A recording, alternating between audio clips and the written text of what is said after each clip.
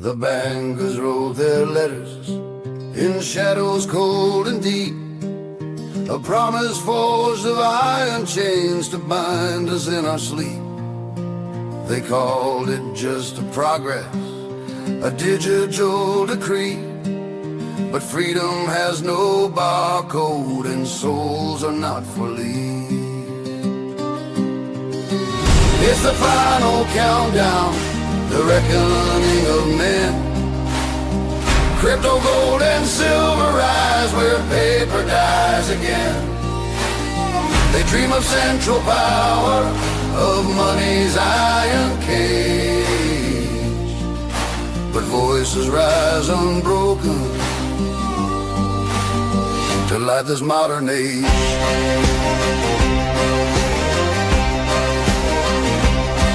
From DC halls to Davos, the tyrants stake their claim. They preach of safety, justice, but hunger for the chain. They hide behind the slogans, they whisper trust the plan, but every law they're passing just enslaves the common man. It's the final countdown, the reckoning of men. Crypto, gold, and silver rise where paper dies again.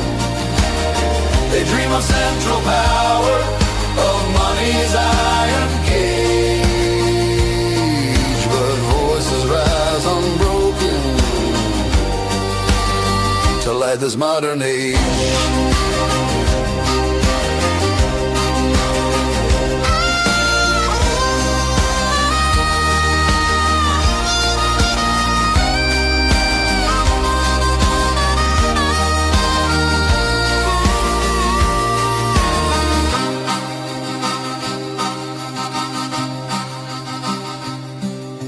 The merchants and the dreamers, the rebels and the wise, take refuge in the ledgers where the watchful state can pry.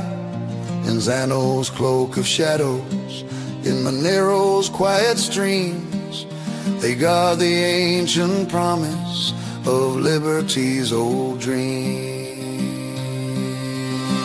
It's the final countdown, the reckoning of men. Crypto, gold, and silver rise where paper dies again. They dream of central power, of money's iron cage, but voices rise unbroken to light this modern age.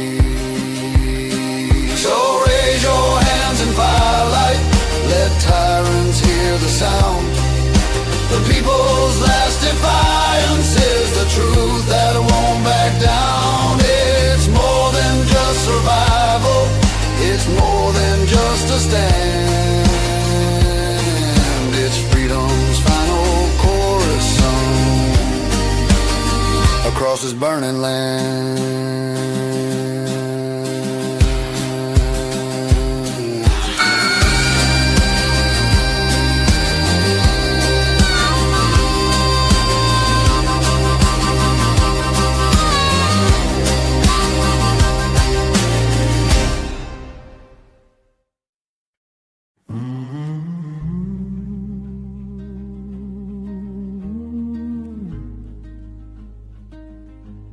The land don't breathe like it used to breathe. My grandfather held the soil like scripture in his hands, but now the fields are wired tight, a fortune of nearly 500 billion running under satellite light. Just 2% decide the table for 330 million souls, while the hum of iron engines sends our birthright to the cold. They're pulling 5 gigabytes an hour, rising like a predator now, send upward to a corporate sky. The farmers locked outside. And though nearly 20 million work the gears, only a tiny handful touch the land. The machine grows tall, the people small, their stories slipping from their hands. Oh, the root remembers freedom, even buried in the dark. You can chain the light with numbers, but you cannot chain the spark. This ain't farming, it's a wheel of steel and coal. Your grandfather's farm's a checkpoint on a technocratic road. They take the seed, they take the soil, they take the hours from your spine, and the machine keeps pulling everything 1 acre at a time.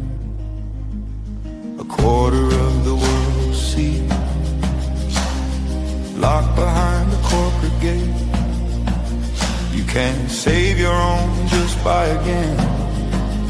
Let algorithms choose your fate. And nearly 10 billion animals push through corridors of chrome. Where the land once sang, the servers drone. What he used to feed now grown. There's over 3 trillion in equipment. Farmers rent but never keep. And well over 300 billion in debt, pulling families in deep. Call it progress, call it glory, but I've read the hidden lines. The machine is fed by labor, and it starves the working mind. The land still knows your footsteps, even under grids and wires. The machine can dim the daylight, but it cannot drown the fire. This ain't farming, it's a wheel of steel and coal. A tiny few hold the compass for the many down below. They count your days, they count your years, they tally blood and time, and the machine keeps taking families down 1 story at a time. Your grandfather's land's been patterned, your pasture quantified, but no algorithm knows the truth of what your hands decide. This ain't farming, it's a kingdom built on screens.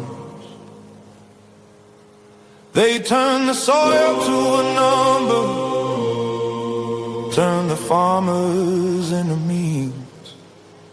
But the land remembers kindness, and the people still alive. We outlive every empire, 1 heartbeat at a time.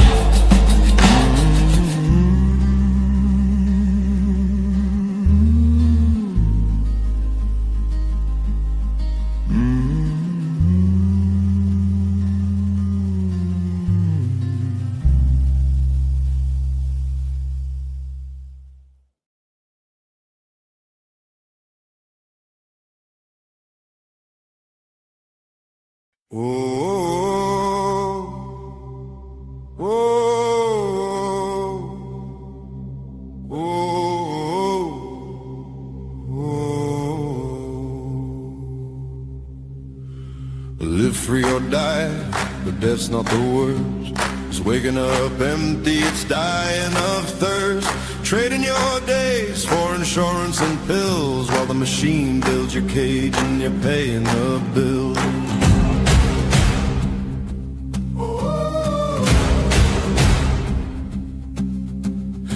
Yeah, desperation, that's the real grave. A life half lived as a comfortable slave. This ain't what you were born for, you know it's true. You feel it in your chest, breaking through. They're wiring the walls, closing in, tracking your dollars underneath your skin. Left and right, same throne, same crown. No one stands up, no one makes a sound. They hand you a ballot like it means something real. Two wings of one bird, same deal, same steel.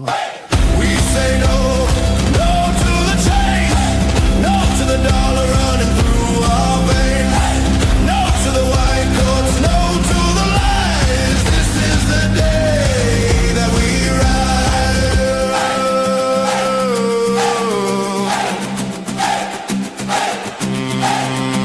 It's hurt right here, it's hurt right now. Your rights are yours, you take them back, not giving out. Not from the left, not from the right. They were always yours, now step into the light. The daylight breaks, a new day comes. We take it back, every last one. Live free or die, we fan the flame. Nothing will ever be the same. Fan the flame. Fan the flame. Fan the flame.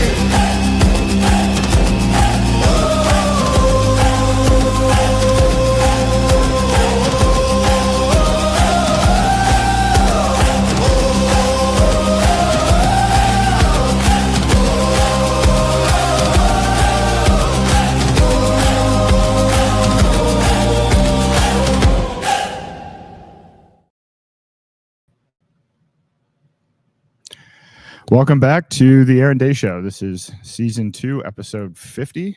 This is an exciting episode.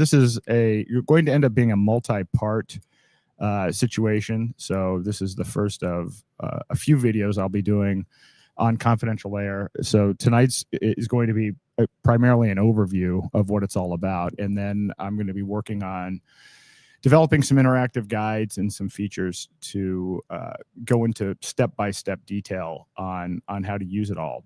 Frankly, I want to talk to the Confidential Layer people directly, which I have not done yet, about all of the features, because it turns out there are more cryptos involved than I thought originally, or than I knew originally. I knew originally that this was for Bitcoin and Ethereum, and now it's Bitcoin, Ethereum, BNB, Solano, Tether, DAI. So it's actually it's expanded significantly, and there are a lot of implications for that. But I want to find out from them for sure exactly fully what is working now versus how much of this is going to be rolled out and over what time period. But we do know, and I can demonstrate and will demonstrate that you can make your Bitcoin private. So that much I know works, and I'll play a very short video on that tonight. But this is actually huge news, and I will say this: I did a podcast last night with a Bitcoin maxi. And, very excited about this, because he's the only Bitcoin maxi that has ever talked to me. As you know, as we've discussed on this program many times, most of the Bitcoin maxis have actually blocked me, many of whom I've never spoken previously. And so this is a guy named Cedric Youngelman. He has a podcast called The Bitcoin Matrix on YouTube. And so I encourage you to check it out. And he actually he's been around, he's been doing this for a while, has a great podcast. And he's had certainly all of the big Bitcoin maxis on there. And so anyway, just a shout out to Cedric. Thank you for having me on and being willing to listen to, somebody who's definitely not a maxi. Now, most of the interview was talking about technocracy and other related things, but we did get into the Bitcoin stuff at the end. So, I thought that was great news, and always like to see when people are actually open to discussion. Now, I'm going to ask you to like and share this. I don't know if you have seen this, but I have actually seen a couple of posts that apparently X is clamping down on crypto related content. And of course, we already know I'm search banned for things that are technocracy related. So the numbers are a little lower, certainly on Monday. And in fact, in general, I'm putting out posts and they're getting 1 or 2 likes and very little reach. So my freedom of reach, as it were, has been somewhat suppressed. And so I think this is an important episode and want to make sure we get the word out. And I know some of the people that would normally be on are at another event, ironically, a Bitcoin event tonight. So I'm not sure what's going to happen with the Q&A at the end, but we'll see what happens. Just to recap the last episode from Monday, season 2, episode 49, with Craig Wenkowitz. We talked about the idea that 2008 was just a practice run and walked through the parallels of where the economy was before the 2008 collapse versus where we are today in terms of debt levels, in terms of delinquency rates, that type of thing. And then we also discussed, AI. This idea is AI. People are pushing the narrative that AI is a bubble that's going to crash the economy. My argument was that if it wasn't for AI, we would have already had a bubble, which doesn't mean that there isn't going to be massive amounts of malinvestment in AI. But we did talk about that aspect of it as well. And then the week before that, or excuse me, the episode before that, I guess this was just 1 week ago, we officially launched the beta of OSARA, which is the global medical tourism marketplace. And as I've said, this is not a final product. I welcome your feedback, particularly your critical feedback. And in fact, I'm building the site to help people. And if it doesn't do that, then, then I will have failed. And so I don't, I know that it needs some work, and I'm sure that there are some things that are obvious that I probably didn't put into the first version of this. So if you go to osara.com, I'm putting the URL in the comments. Excuse me. And you can check out the site, but I'm also offering $1,000 bounty program that some people have already signed up for. So if you suggest a feature request, you'll receive $50 in Freedom Dollar, which, if you're not familiar with Freedom Dollar is a stable coin. It's a privacy stable coin built on the Zano blockchain. And so 1 Zano equals $1. So if you submit a feature request, and we accept it, it's $50, a bug report, $30, and a UI improvement, $20. So I welcome you to do that. And of course, as I load it up, we're having problems with the bounty program. So I guess you will not be able to submit that one as a bug request. But in any event, looking forward to this, because we are officially launching this on excuse me, on January the 1st. And by the way, it's interesting. So actually, I was almost a little bit late. I got a little bit sidetracked because I guess the Senate just failed to pass some insurance reform bill. They were trying to propose the idea that instead of expanding or extending Obamacare, that people would just get an extra $1,500 worth of credit towards HSAs. And I was basically trolling Republican senators on this, because as I've said many times, an HSA is not a free market healthcare solution. It's a combination of a CBDC and a social credit score. And so I'll explain. A health savings account basically is the IRS determines, or I guess Congress through the IRS determines, what percentage of your own money you can put into an account that is tied to a card that is digitally tracked, that you can only use to purchase goods and services at places that the healthcare system has decided are valid healthcare choices. This is not a market solution. It's actually a march towards technocracy. So I'm going to be talking more about that. And if I ramp up the Senate thing, I played the video. That's the last video. Obviously, my campaign is going to be around, people should vote for themselves, take their power back. And one way is to exit this healthcare system. And because neither the Republicans nor the Democrats are offering any solution. The system is broken at a fundamental level. And so when you go to osr.com, you will learn about that. You can see there's a section, a guide section that tells you everything that you need to know about, the price scandal within the existing healthcare system, everything you want to know about insurance, so on and so forth. And of course, the big data point here is that every minute in the United States of America, someone files for bankruptcy due to medical costs. 75% of those are insured. 77% of those are homeowners. The average age is 44.9. So this isn't, freeloaders or poor people that don't have insurance or whatever. This is predominantly people that own homes, have insurance, are college educated, and they're having to file for medical bankruptcy. And in some cases, they're losing their homes to the hospitals and to the banks. And so I find that to be unacceptable. And the medical tourism piece isn't the end all be all. This is the beginning of building a full parallel healthcare system. But it does address this critical component, which is that people can't afford healthcare here for major surgical procedures. They either can't afford it, or you have to wait in line, or you're not even told how much it's going to cost in advance, and then you get a bill, and then you find you're filing for bankruptcy. So, you can, and I recommend, create what's called a medical trust, where you can put your assets in a trust and shield it from legal liability. And so the site has a whole map. It shows you and educates you on everything you want to know about health trusts. There's a chat bot here if you want to ask it questions. You don't have to. So if you see on this map that your state has a low favorability score for medical trust, understand you can create a trust in a different state than you live in.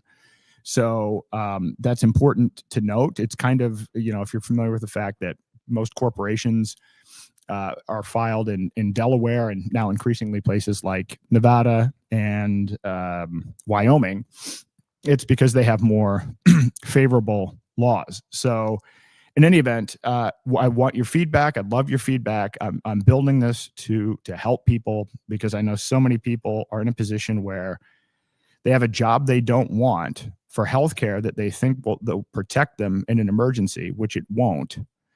And the reason that employment is tied to insurance goes all the way back to World War II, when there were wage freezes put in place. And so the way employers like GM and others could compete for talent was by offering health insurance. Well, that was 80 years ago, and we've never decoupled these things.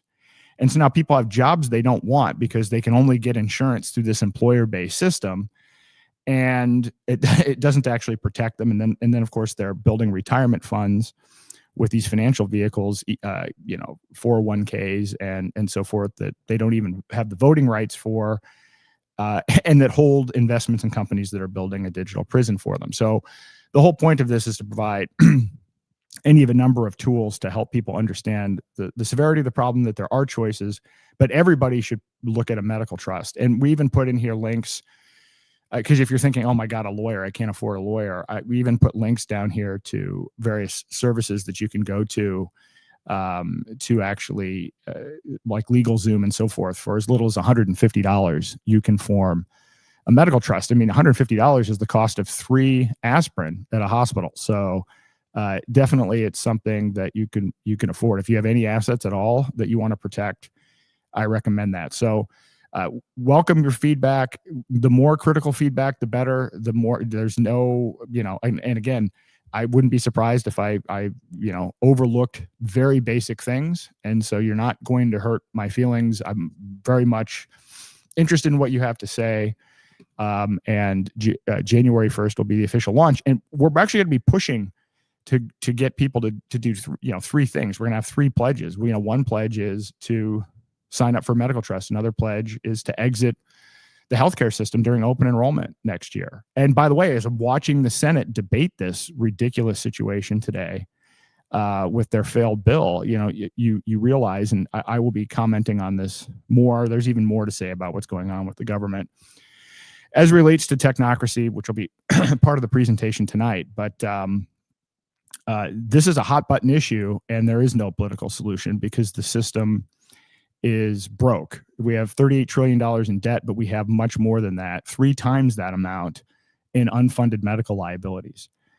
The government is responsible now for 47% of insurance costs. It is the largest part. They own basically they set the terms for the healthcare system. It's broke. So I'm very passionate about this, as you will know if you've been listening to this, just from my own experiences, personally, and then, as a entrepreneur in the healthcare space, seeing how this works. And actually, this just came up in my feed today that highlights one of the main points here, which is that hospitals don't disclose pricing. Only 5% of hospitals nationally provide pricing, even though they're legally obligated to do so. And they don't, because they would rather pay a $300 a day penalty than let people find out how much they're fleecing their customers. And this video really exemplifies that. So let me. So I just got my hospital bill in the mail, and before I had a baby, I always wondered how much it costs to have a baby here in the US. I have pretty good health insurance, but this is the breakdown of my hospital bill. So the first thing was the room where I stayed at after delivery, and that was $17,760. Pharmacy, $55. Medical surgical supplies, $1,323. Non-sterile supplies, $2,437. Sterile supply, $50. Lab work, $1,484. Immunology, $450. Hematology, $1,098. Anesthesia, $615 for that nice epidural. Drugs required, $59. Delivery room, $20,395 for a whopping total. Oh wait, no, I missed it. I don't even know what the heck this is. $5,657, and then for a whopping total of $51,383. This is before insurance, and just as an FYI, there was no complications at all during my birth, natural delivery, no issues whatsoever.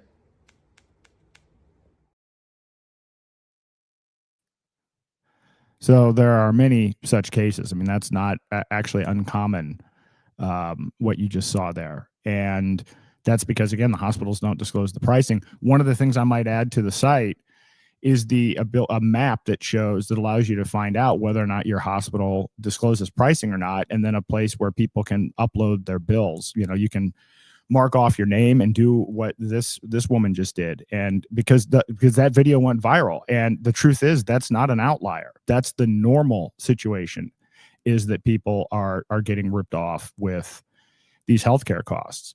So imagine if 1 million people posted their hospital bills online on a site that people could see and shared their stories.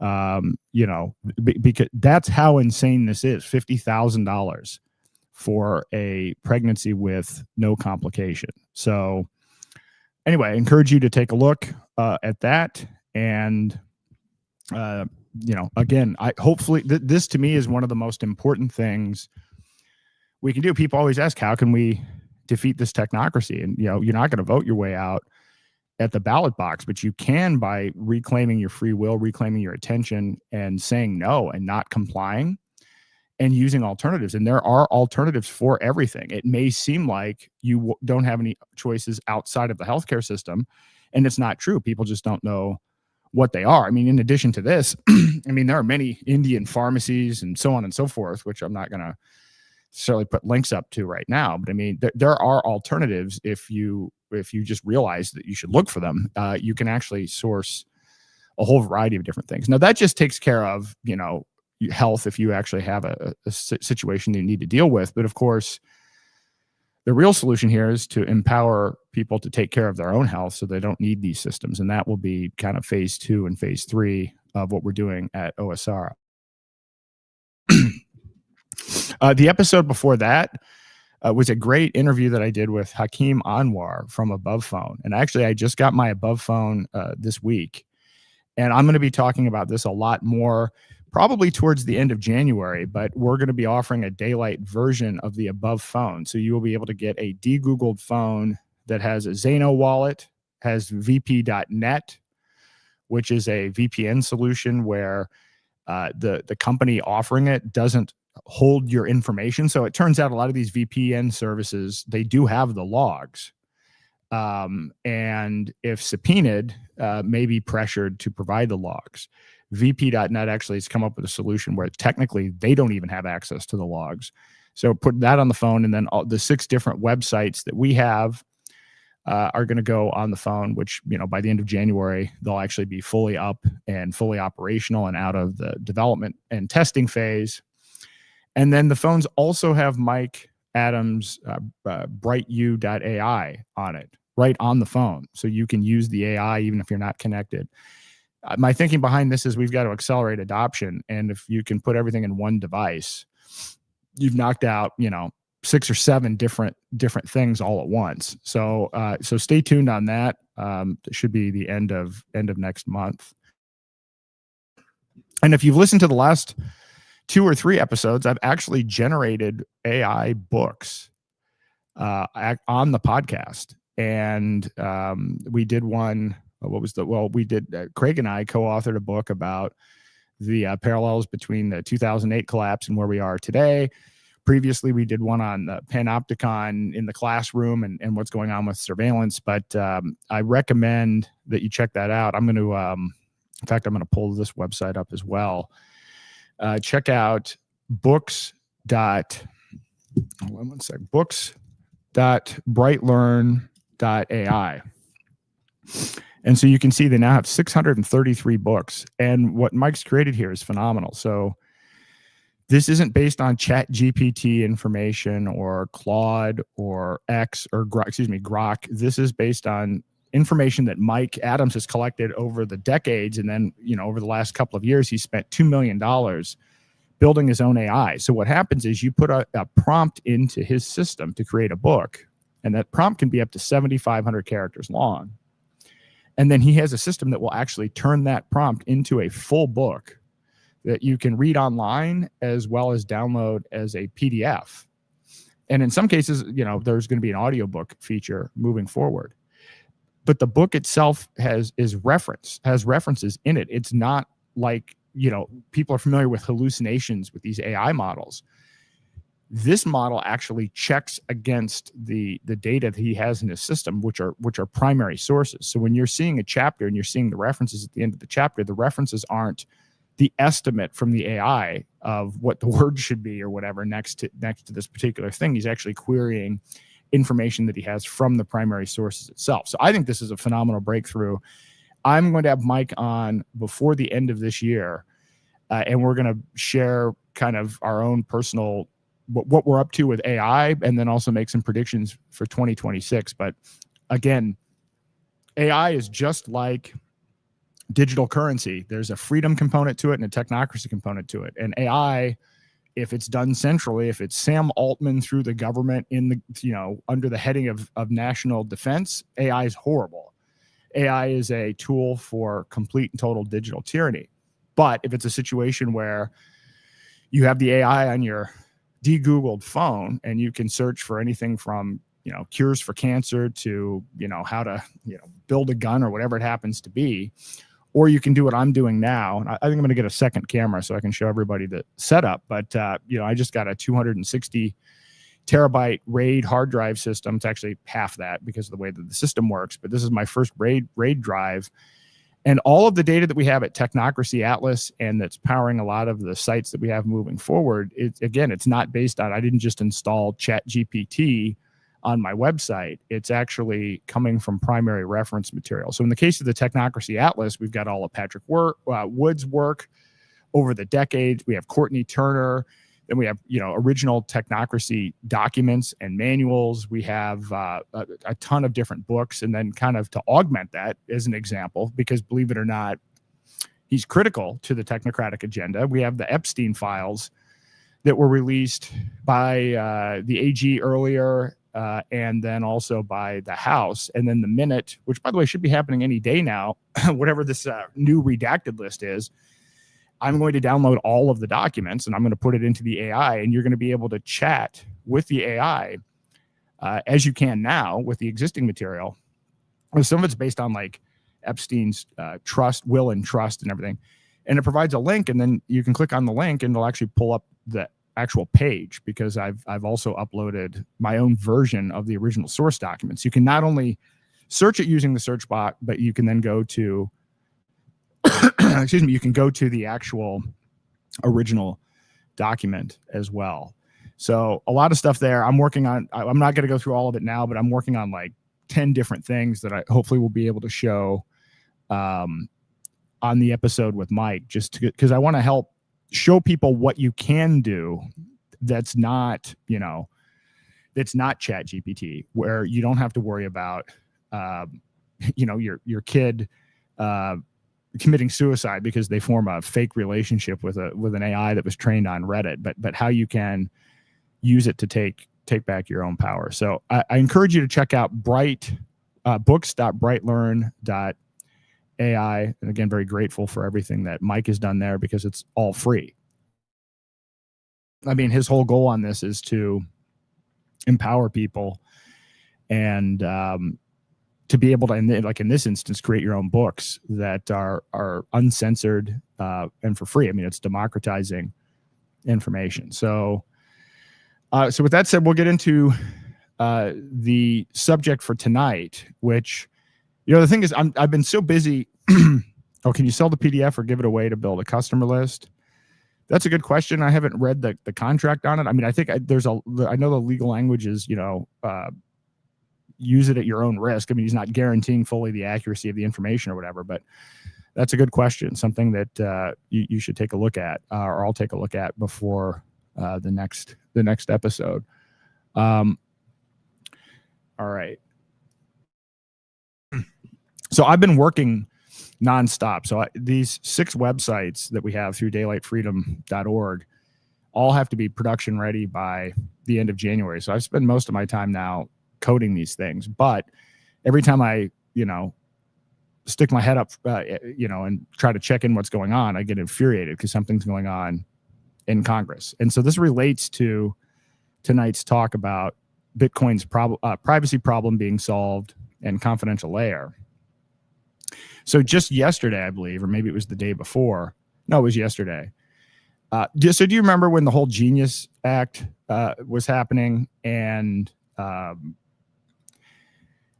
people were all excited? So a big part of this. So early on, when they pushed the Genius Act, there was opposition to it. In fact, there was a lot of hesitation in the House. It didn't pass, I think, the House initially, and then finally, or maybe it was the Senate. They got it over the finish line. They compromised on something. A few Democrat senators put it over the finish line, and then it got to the House, and it was contentious. It was like coming down to like 1 or 2 votes at some point when they were going through this long procedure.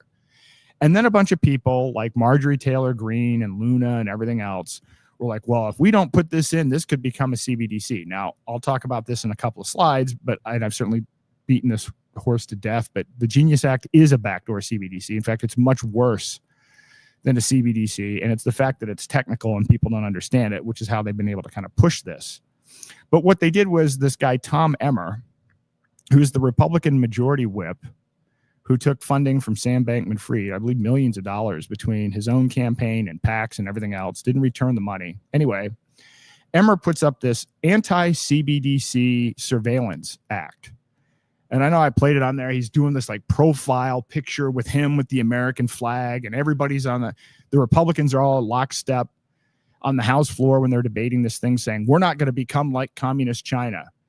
We're going to protect the, financial the privacy of the American people, which of course is a lie, because it's not the Federal Reserve. It's actually Congress that passed the Bank Secrecy Act and all of the Know Your Customer, AML stuff, Patriot Act. All of the financial surveillance comes from Congress, not the Federal Reserve. That's a separate issue. So he puts in this little show bill that says, the U.S. will not support even investigating research into CBDCs. And I remember I'm watching this thing, and, Maxine Waters is there, and who was at one point she was the chair of the finance committee and everything else. And her whole argument is, well, we shouldn't have this bill. America should at least be able to research what a CBDC might look like. She was the chair of the finance committee when the U.S. did 3 CBDC pilots. We've done 3 CBDC pilots. We're not at the research phase. We're at the implementation phase. And this is one of the things I've talked about repeatedly about the hijacking of Bitcoin. We now know definitively it was hijacked. It was hijacked by a variety of people, but amongst them, Jeffrey Epstein, who funded the Bitcoin core developers, who cemented the changes to keep Bitcoin slow and expensive, to fund the narrative that Bitcoin is digital gold and not digital cash. And the actual specific developers, one of the developers that he funded in particular, went on to become the co-author of the white paper of something called Project Hamilton. Project Hamilton is a U.S. retail CBDC. This was a project between the Federal Reserve Bank of Boston and MIT. And it works. I actually spoke with a dev that worked on it. And actually a House member was just sourcing me today. I was trolling him, and then he finally sourced me, trying to claim that, now he's bringing up Project Hamilton and 1.8 million transactions per second. But I'm watching these people on the House floor, and they're talking about, well, yeah, we need to have the ability to research a CBDC. And these people don't even realize that we have 3 that are production ready. So first of all, let's put that. So the bill was kind of a meaningless bill. But even though it was a meaningless bill, and even though people like Luna and Marjorie Taylor Greene didn't understand the Genius Act, didn't understand it was a backdoor CBDC, but they deluded themselves into thinking that this anti-CBDC Surveillance Act would save the day. Well, the House just passed the National Defense Authorization Act today, and it got rid of the anti-CBDC Surveillance Act. So if you're not paying attention yet, if you're still believing that there's a pro-freedom crypto agenda going on, none of the pro-freedom stuff is going on. The developers that develop privacy, technology, open source developers and so forth are in prison. And then the anti-CBDC Surveillance Act, as meaningless as it was, they couldn't even retain that. So that's important as it sets the stage as we talk about confidential layer, because there's overlap actually in, all of these things. And I mean, so they don't even need a CBDC to surveil us anymore. In fact, they don't even need a stable coin. And when you look at Bitcoin, every single Bitcoin transaction you've ever made has probably been tracked, unless there are some very rare exceptions. So there are organizations like Chainalysis, Elliptic, CipherTrace. These are government contractors that have mapped the entire blockchain. They know which wallets are yours. They know your transaction history, and they know your balance. And it's not just the government that you need to worry about. Criminals are using the same transparency to build hit lists. And I wish I was being dramatic here, but I'm not. There's a growing epidemic of home invasions targeting crypto holders, kidnapping, torture sessions where they hold a wrench to your kneecaps until you give your seed phrase. They're known as wrench attacks. And in the worst cases, murder. There are situations where people give away their keys and get murdered anyway. So the very feature that was supposed to make Bitcoin trustworthy, its public transparent ledger, has become a weapon. It's a weapon the government uses to track dissidents and freeze accounts. It's a weapon that criminals use to identify their next victim. So, you worked hard for that money. You took the risk. You believed in the promise of financial sovereignty. You believed that Bitcoin was about the separation of money and state. And now you're caught in a surveillance trap where everyone from 3-letter agencies to violent criminals can see exactly what you have and where it moves. So what do? Go back to banks that can freeze your account on a whim? Accept that privacy is dead? Give up the dream of truly sovereign money? No. Fortunately, I mean, if you hold Bitcoin, and by the way, I'm still not a fan of Bitcoin because it was hijacked and it's still slow and expensive, but nevertheless, it is there. It's real. There's real purchasing power behind it. A lot of people are holding it and don't know what to do with it. And now there's a solution. There's a way to make your crypto invisible, but not through mixing services that flag you as suspicious. This is where Samurai Wallet and Tornado Cash and others have gotten into trouble, and where you can get into trouble, if your coins were involved in a mixing service and some of the other coins were involved in allegedly illegal activities, then they can flag your coins. And there are many such cases of that as well. And so, by the end of this episode, you'll know how it works, because there's something now called confidential layer, and it's a technology that takes transparent blockchains like Bitcoin, Ethereum, and then wraps them in cryptographic armor using Zano. And I've talked about this before, and I mean, it's been around for a while, but Canada, they were working out the kinks, and and so now it's actually ready for prime time.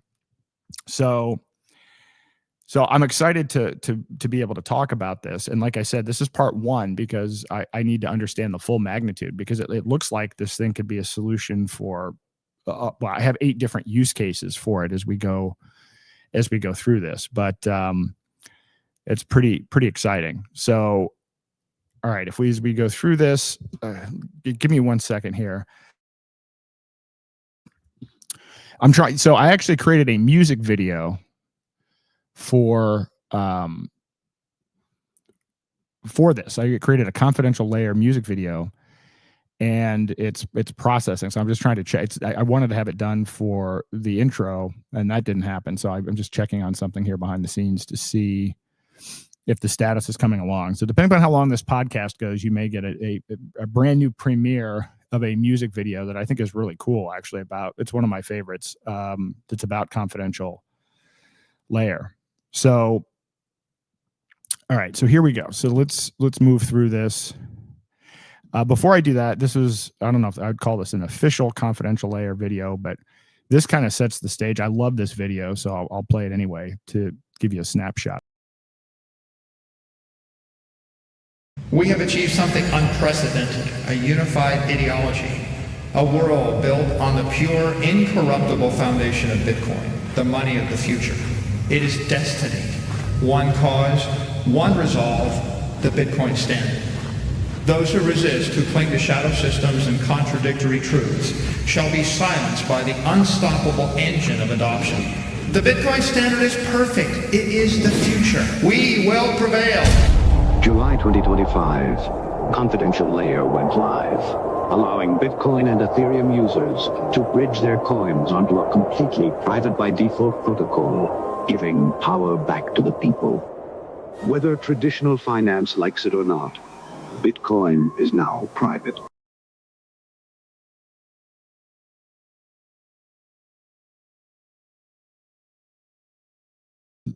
So that's a big deal. I thought that was a great nod to 1984, and also a nod to the fact that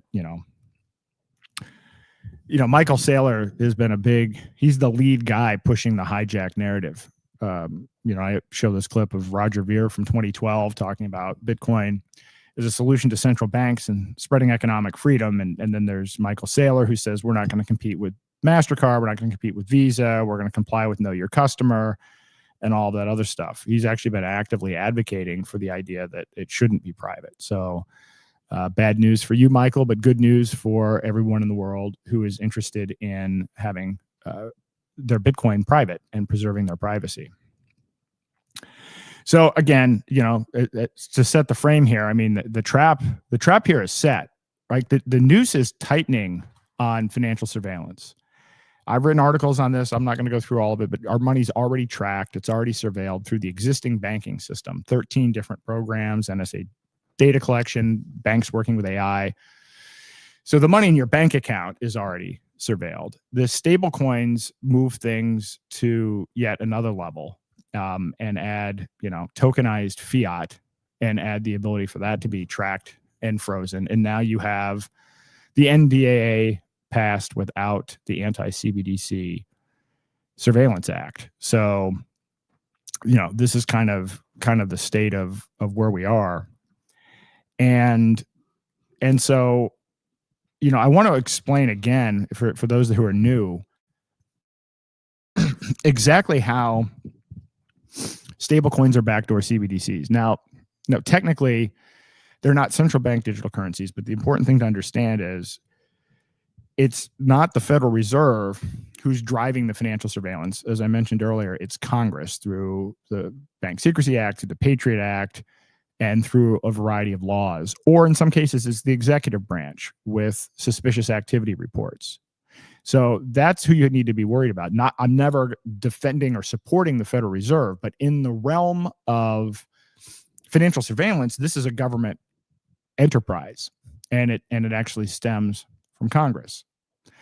So if you want to think about this one way, so last year there was something like $27 trillion worth of transaction volume using stablecoins globally. $27 trillion. That's more than Visa. That's more than MasterCard. And it's growing. It's expected to be $120 trillion per year by 2030, which is actually more transaction volume on stablecoins than Visa, MasterCard, and direct deposit combined.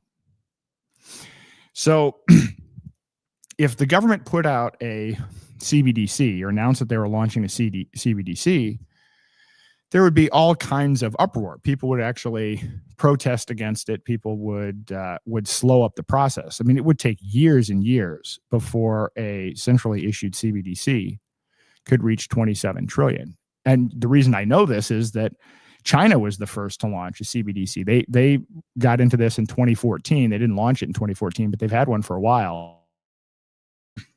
And the adoption hasn't been that great, and it's certainly nowhere near $27 trillion. So what they did instead is they took something that was private, that people were already using, and put it under the control of Congress. And they've added now the CBDC level surveillance to it. They've also added the Federal Reserve in to provide audits of the private companies issuing these things.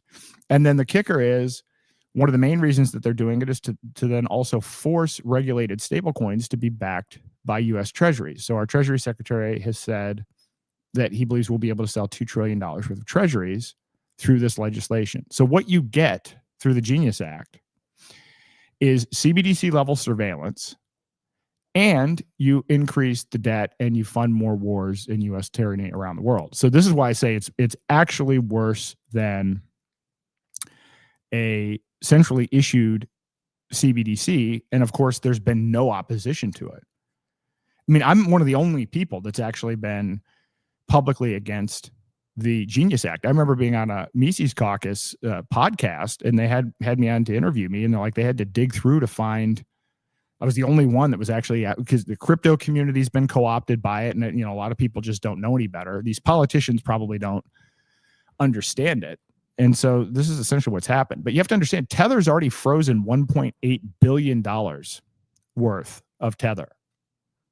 And a lot of this was done even before the Genius Act. I mean, these centrally issued stablecoins have been working with law enforcement for quite some time. Circle, which is the company behind USDC, blacklists addresses all of the time. So you're using a CBDC with extra steps. So this is not anything to be excited about. We didn't win against CBDCs.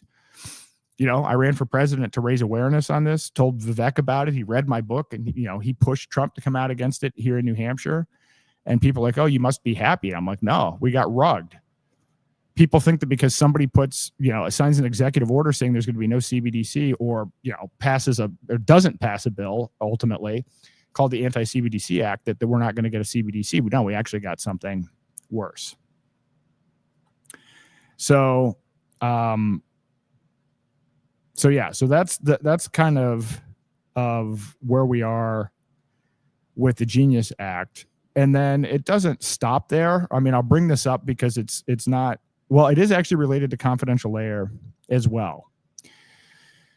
So CBDCs are tokenized fiat issued by a central bank. It's a digital token that represents fiat currency issued by a central bank. A government-regulated stablecoin is a digital token backed now by fiat, issued by a private organization, but also with regulatory oversight by the government. But money only represents 5% of global assets. So stocks, bonds, commodities, real estate, so on and so forth make up the rest. So money's only 5% of this. They're now actively working to pass legislation to tokenize all of our other assets, starting with financial assets, starting with your 401ks and your ETFs and your stocks and your bonds. The largest segment, by the way, of assets globally. It's called the Clarity Act. And what the Clarity Act is going to do is it's going to require, your stocks and bonds and everything. You're going to have KYC, know your customer laws, anti-money laundering laws, now on your stocks and bonds and all of your other financial assets that will be tokenized in this centralized system. So the reason that I'm so passionate about Zano in particular is that Zano allows you to tokenize assets in a way where it's not centralized, it's not transparent. You can hold those tokens in your own self-custody and you can trade them with anyone, anywhere in the world. That's why this is a powerful technology. Somebody in the comment, Bitcoin privacy solved, just use Monero. Monero is great. Monero is a great option, but Monero doesn't help you tokenize the 95% of other assets that aren't money. But I use Monero. I recommend Monero as well. But we're talking about a situation where when Klaus Schwab says you'll own nothing, this is the way that they're doing it. They're doing it by first legal contracts where they basically through legal agreements have transferred our economic ownership, our ownership in data and so on and so forth. And then on top of that, the next phase is to then add a digital token and tie that to these click wrap agreements that we've signed. And that's what the Clarity Act is. And so this is moving incredibly fast. So with Zano, with Freedom Dollar, which I've done an episode on that, Freedom Dollar is a stable coin, but it's tokenized on Zano. It's a token on Zano that is backed by over-collateralized Zano. So you're not supporting treasuries. There's no tracking. It's completely and totally private. So that's one example of a tokenization project on Zano. The next is Confidential Layer itself. Confidential Layer allows you to tokenize Bitcoin, Ethereum, BNB, Solana, and many other cryptocurrencies. Even Tether, although I'm a little vague on how some of that works. But we're now talking about a couple of $1 trillion worth of purchasing power now that is tokenized and represented by a token on Zano that you can spend privately with low fees and with quick processing times. So this is a big deal. And I bring this up in the context of this, where a lot of the tokenization that's going on, the centralized tokenization, is going on platforms like I just saw today. I believe JP Morgan just did their first, not for their company, but for somebody else, they did a token sale and they used Solana. And a lot of companies, if you remember the ICO craze, but a lot of companies today currently use Ethereum when they tokenize assets. Well, again, those are transparent blockchains. Those are transparent tokens that are going to be subject to all of this regulation. Now, thanks to Confidential Layer, you're going to be able to make private not only Ethereum and Solana, but tokens that are created on Ethereum and Solana. So the implications of what you can do with Confidential Layer is absolutely massive. So we're not even just talking about making Bitcoin private. We're talking about any asset tokenized on Ethereum and these other assets can also be made private. So this is a big deal and a big, privacy infrastructure that is going to, potentially save the day here at this point. Now, I want to talk a little bit about why this is so important. And, it was interesting. I was grateful again to be on this Bitcoin Matrix podcast yesterday because, he was open to what I had to say. And, and one of the things that we talked about is, for those who believe that Bitcoin was private, well, I mean, if that's the case, how does the U.S. government have 327,000 Bitcoin? They're not mining them. They didn't buy them on the open market. They stole them using civil asset forfeiture. And I have friends. Ian Freeman has millions of dollars worth of Bitcoin. That's part of the quote Bitcoin strategic reserve. Ross Ulbricht makes up a big chunk, the largest chunk, I believe, of these Bitcoin. And this was just 200,000 Bitcoin. Like 4 weeks ago, there was a big seizure recently within the last month that added, I think, 125,000 Bitcoin. So when people say to me, Bitcoin is going to separate money and state, how's it going to separate money and state when the government can track it and then freeze it and confiscate it? So, you know, that's a bit of a conundrum for me. How are we going to defeat the state if the state now is becoming the largest holder of this? And it's not just the US. China has 190,000 Bitcoin. The UK has 61,000 Bitcoin. And as of right now, the governments have this Bitcoin through civil asset forfeiture. None of these governments are buying it. I guess El Salvador, but I don't have them on the list here. But it's negligible in terms of the percentage. So this is why privacy is so important. And, you know, and I've talked before, and I'll talk even a little bit more about it. But, you know, if you're familiar at all with civil asset forfeiture, I mean, this is a policy where the cops can pull you over and just basically steal your stuff without you even having to be convicted. And it's been abused in a major way in a whole variety of different cases. And that's what they're using here for Bitcoin. So get pulled over with a speeding ticket, and, you know, cop comes in and you know, you give them your wallet, and there you go. They can seize the Bitcoin. And I laugh about it, but, you know, I wouldn't put it past them. The only thing that would stop them is the cops' knowledge and ability to do it. But certainly I encourage you to research the horror stories about civil asset forfeiture in general, but then you can even look at it already, what's happened in Bitcoin. So Bitcoin is not private. Pseudonymity is the way that it was described, which actually means not anonymous, actually, if you think about it. But the Bitcoin address isn't in your name, but the moment it touches anything with your identity, then every transaction is exposed and on a public ledger. So it's a false name, but it's not invisible. One link, and then everything gets exposed. Every wallet, every balance, every transfer, public and forever.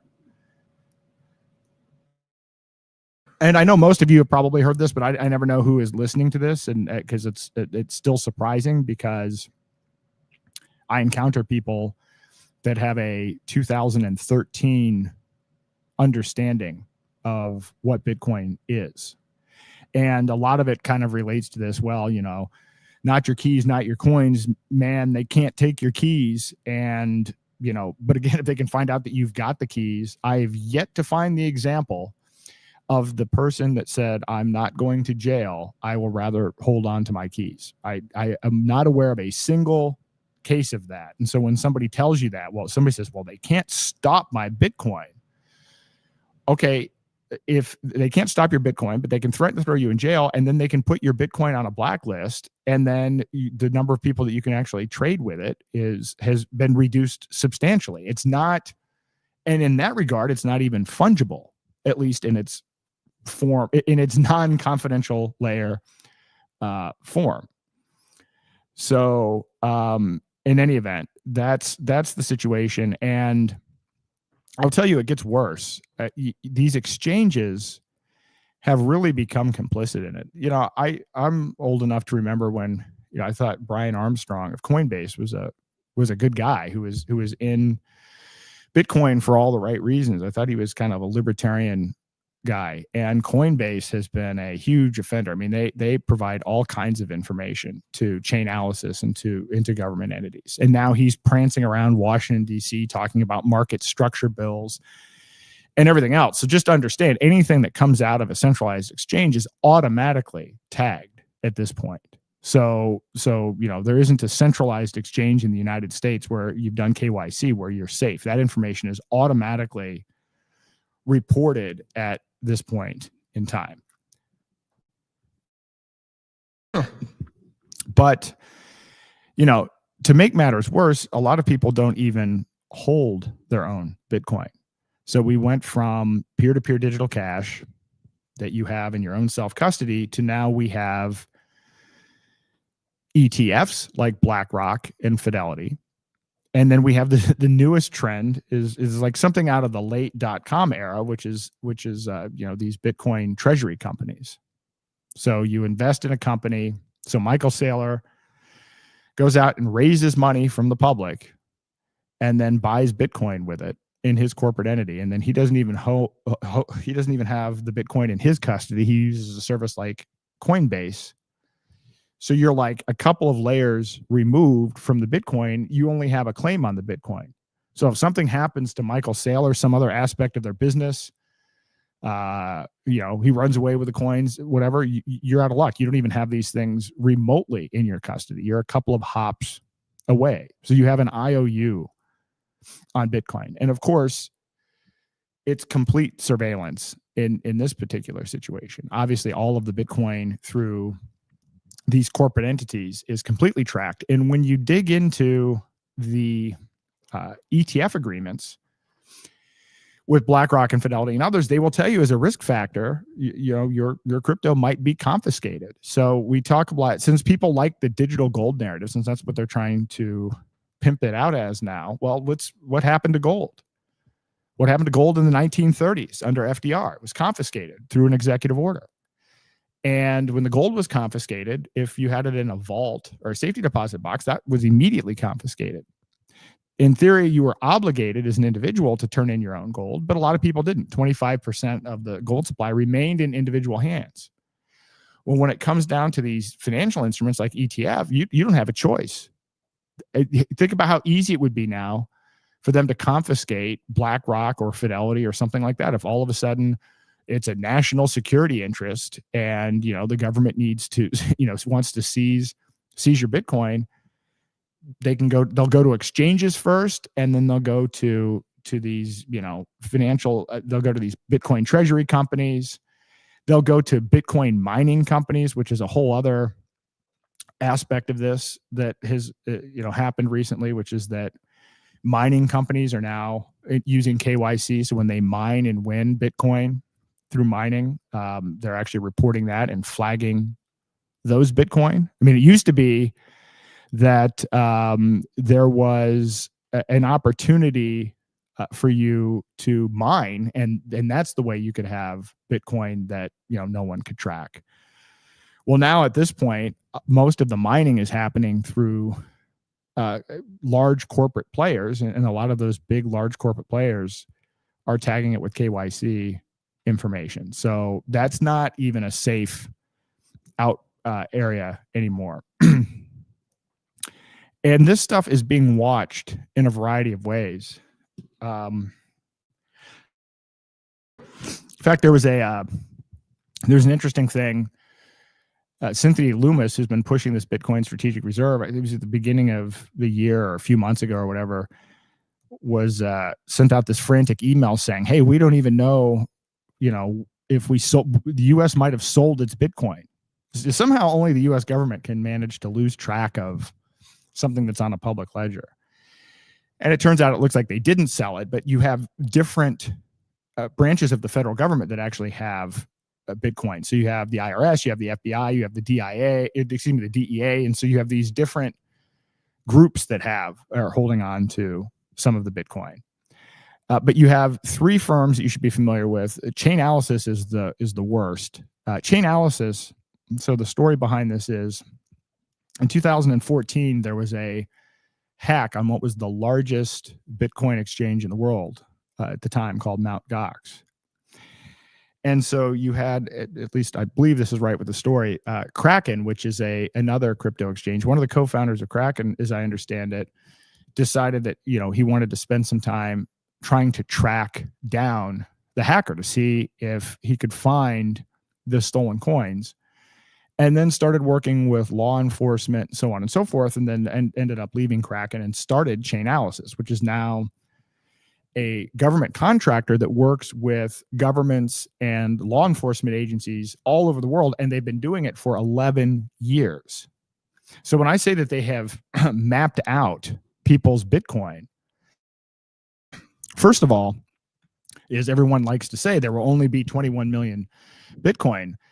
But at the same time, there's only 7 transactions per second. Well, it turns out it's not really that hard to track this stuff. And I think think about it, if we were in 2009, people weren't even thinking about AI, right?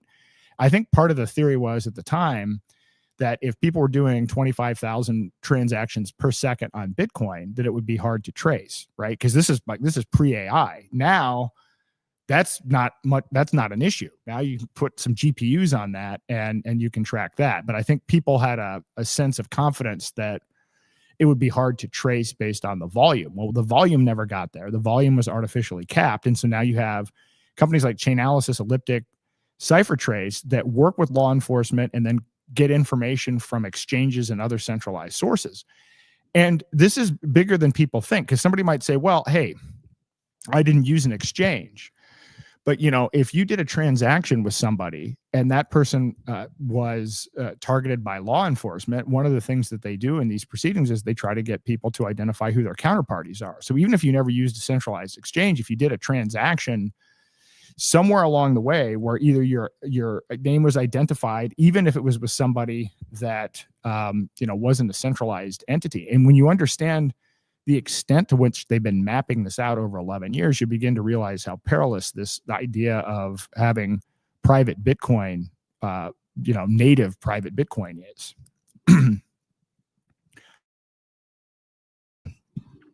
So this stuff is traced across wallets and exchanges.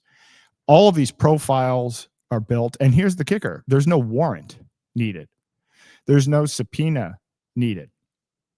And I've explained this before. It's there are now private detectives that can get certified in Chainalysis. So now people that are going through divorces, people that are going through business disputes, hire a private investigator. That private investigator is trained in Chainalysis and then has access to the Chainalysis information. So now there are many cases where in a divorce proceeding, the spouse can get more information over a longer time scale regarding Bitcoin transactions than they can from a bank, which usually only holds the records for about 7 years. So, again, if you've heard this, I apologize, but I do want to, what I have found is that the overwhelming majority of people are unaware of most of what I'm talking about right now. They're not aware of the magnitude of the surveillance and the effort that has gone into this over an extended period of time. So this is essentially permanent surveillance. 1 KYC equals a lifetime track. So all this is building up, obviously, to why confidential layer is so absolutely critical. I mean, to give you an example on this, so exchange data is shared with governments on request, no warrant needed in most cases. And at this point, they voluntarily comply, right? There's not even pushback. That's one of the things that's disappointing about this at this point. I mean, even some of the big tech companies like Apple or Google, at least will try to fight in some cases the government when they're trying to subpoena and request and make a request for data. But most of these crypto exchanges have actually become incredibly compliant around this. And this was a whole kind of combination of, they threatened to sue the exchanges for violating SEC laws, and then in exchange for that not going, as harshly as it could, they're more eager and willing to share your data.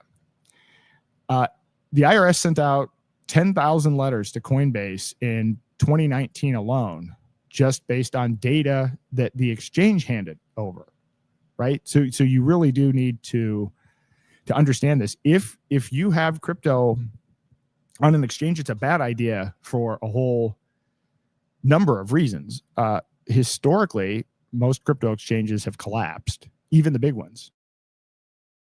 I mean, we're talking about Mt. Gox, Quadra, CX, I believe, which is a big Canadian exchange, FTX, right? So these exchanges are not required to show a proof of reserves. So they're doing kind of all kinds of shenanigans and fractional reserve things. So there used to be a thing in the movement where once a year, people would do a thing where they would take all of their coins off at once to kind of stress test the exchanges to see if they actually had the keys on there. Nobody even does any of this stuff anymore. So, and I know a lot of people are, well, it's easy or whatever. They don't know, would you leave your gold bars, somewhere where degenerate gamblers could gamble with it and the IRS could track it? If particularly if you have any material amount, you want to get it off as soon as you can. But, it turns out one of the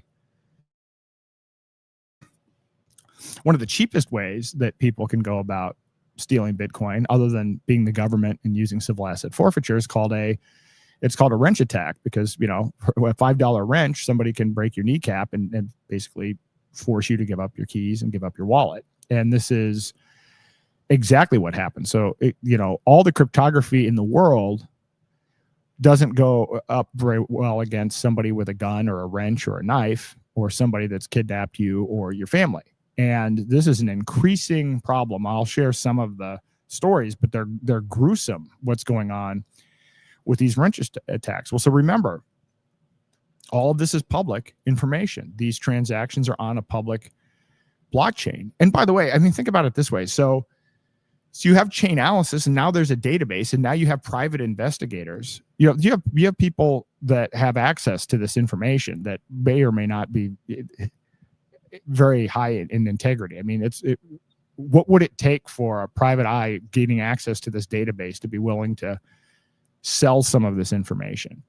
And there's even some issues with these hardware wallets. I can't remember which one it was. And it's not that the hardware wallet got hacked, but I think it was Shopify or whatever the other e-commerce thing was hacked. And so then the list of all of the people that have hardware wallets was sold on the dark web. And so now all of a sudden you have that going on. So you've got Chainalysis doing what they're doing. Then you've got the dark web where people are connecting the dots and connecting information. And now with AI and everything else. And so you have to worry about the government, and you have to worry about a wrench attack.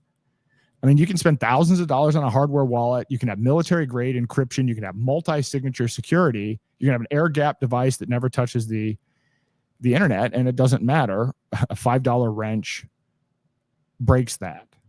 So again, it's as a matter of physical security, in addition to government tyranny, you want to get out of the transparent ledger business. And this has become a thing. Home invasions targeting crypto holders are up 300% in the last 2 years. And they're not random burglaries. It's not, there's a general increase in 300%. These are explicitly targeted. I'll give you a couple of examples. In January of 2025, in France, David Balland, the co-founder of Ledger, was kidnapped with his partner. So armed criminals demanded $10 million or 10 million euros in crypto. And when the ransom wasn't paid fast enough, they cut off his finger. Well, here's a guy who's he's a Ledger co-founder. Ledger makes hardware wallets. He's high-profile crypto executive. And you're dealing with an armed kidnapping and severed finger as a coercion tactic. He was in captivity for multiple days before a police rescue. There's another case, May of this year. In New York City, an Italian Bitcoin holder was held captive for 3 weeks. Not hours, not days, 3 weeks of beatings, sleep deprivation, and psychological torture, all to access his crypto wallet. He sustained beatings, psychological terror, and coercion. And he did make partial transfers forced under torture. So again, having your keys, how meaningful is having your keys if everyone knows you have your keys, and if the government can throw you in jail, and if somebody can beat you and deprive you of sleep and torture you for your coins. So it's a significant problem that people need to be aware of. One other, March 2024, a guy named Anson Q. He was the CEO of Ellison Steel. He paid the ransom, approximately 200 million in the currency there. He cooperated, and they tortured him anyway, and then they killed him, and then they killed his driver. You know, and then there's another story of a guy that was chopped up in a suitcase, so on and so forth. But hopefully at this point, you're getting the point. The point is, this is not a safe situation. From 2019 to 2024, a guy named Gilbert St. Felix led a crew doing home invasions across multiple states. Pistol whipping, zip ties, threats to shoot children. He ended up getting 47 years in federal prison. But, you know, again, do you think this is the only home invasion crew targeting crypto? So remember that name, Gilbert St. Felix. So anyway, hopefully by this point, the case for making your transparent blockchains, Bitcoin, Ethereum, and so forth, private, hopefully makes a little bit of sense. I guess I didn't go through the slides there properly. Sorry about that. In any event, so now we have the privacy solution. Now we have confidential layer, which is, again, it's a privacy. Confidential layer uses Zano, but there's another blockchain involved called Bridgeless. And as a recap, if you're not familiar with Zano, Zano uses the same privacy technology that Monero uses. In fact, one of the creators of Zano, Andrei Sabelnikov, was a creator of CryptoNote, which is actually the technology behind Monero. So he is a true OG in the privacy space. So it uses rigged signatures and stealth addresses to make any transparency invisible. Essentially, what's going on with Zano is you're taking Monero level privacy and applying it to tokens that are then applied to other assets. So, you know, I'll go into a little bit of this. So ring confidential transactions. Think of it like this. If you're signing a document, but instead of your signature being the only one on the page, it's mixed in with a ring of other signatures. And so anyone looking at that document knows one of the signatures are real, but they can't tell which one. That's what rigged signatures do with your transaction. It gets mixed in with others, making it mathematically impossible to trace which coins moved from where to where. And the interesting thing about Zano is the way Zano itself is treated is the same as tokens created on Zano. So if I'm sending you Zano or I'm sending you Freedom Dollar or tokenized Bitcoin, it all works the same within Zano. So it's a pretty straightforward process as to how confidential layer works.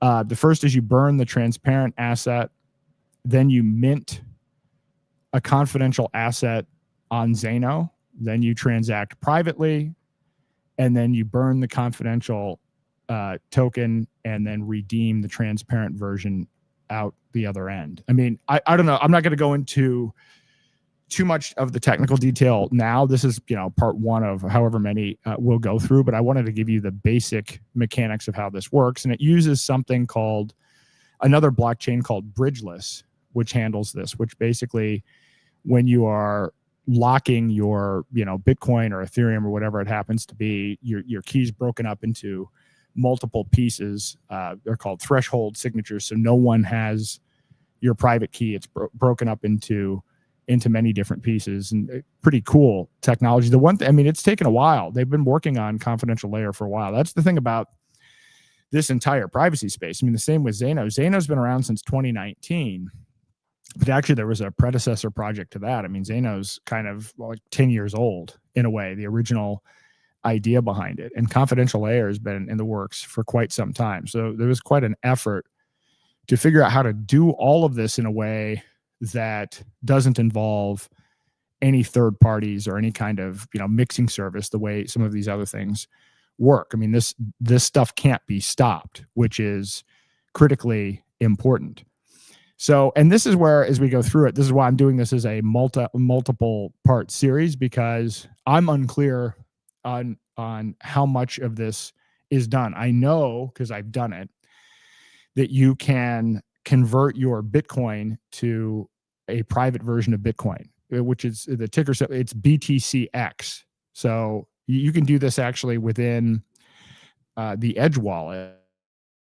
And that's one of the things I'll show you a video from Bree, who I've shown some of her other videos using the Zbeck debit card and others. It's really easy. If you're using the Edge wallet, you literally just swap Bitcoin for BTCX right within the wallet and you're done.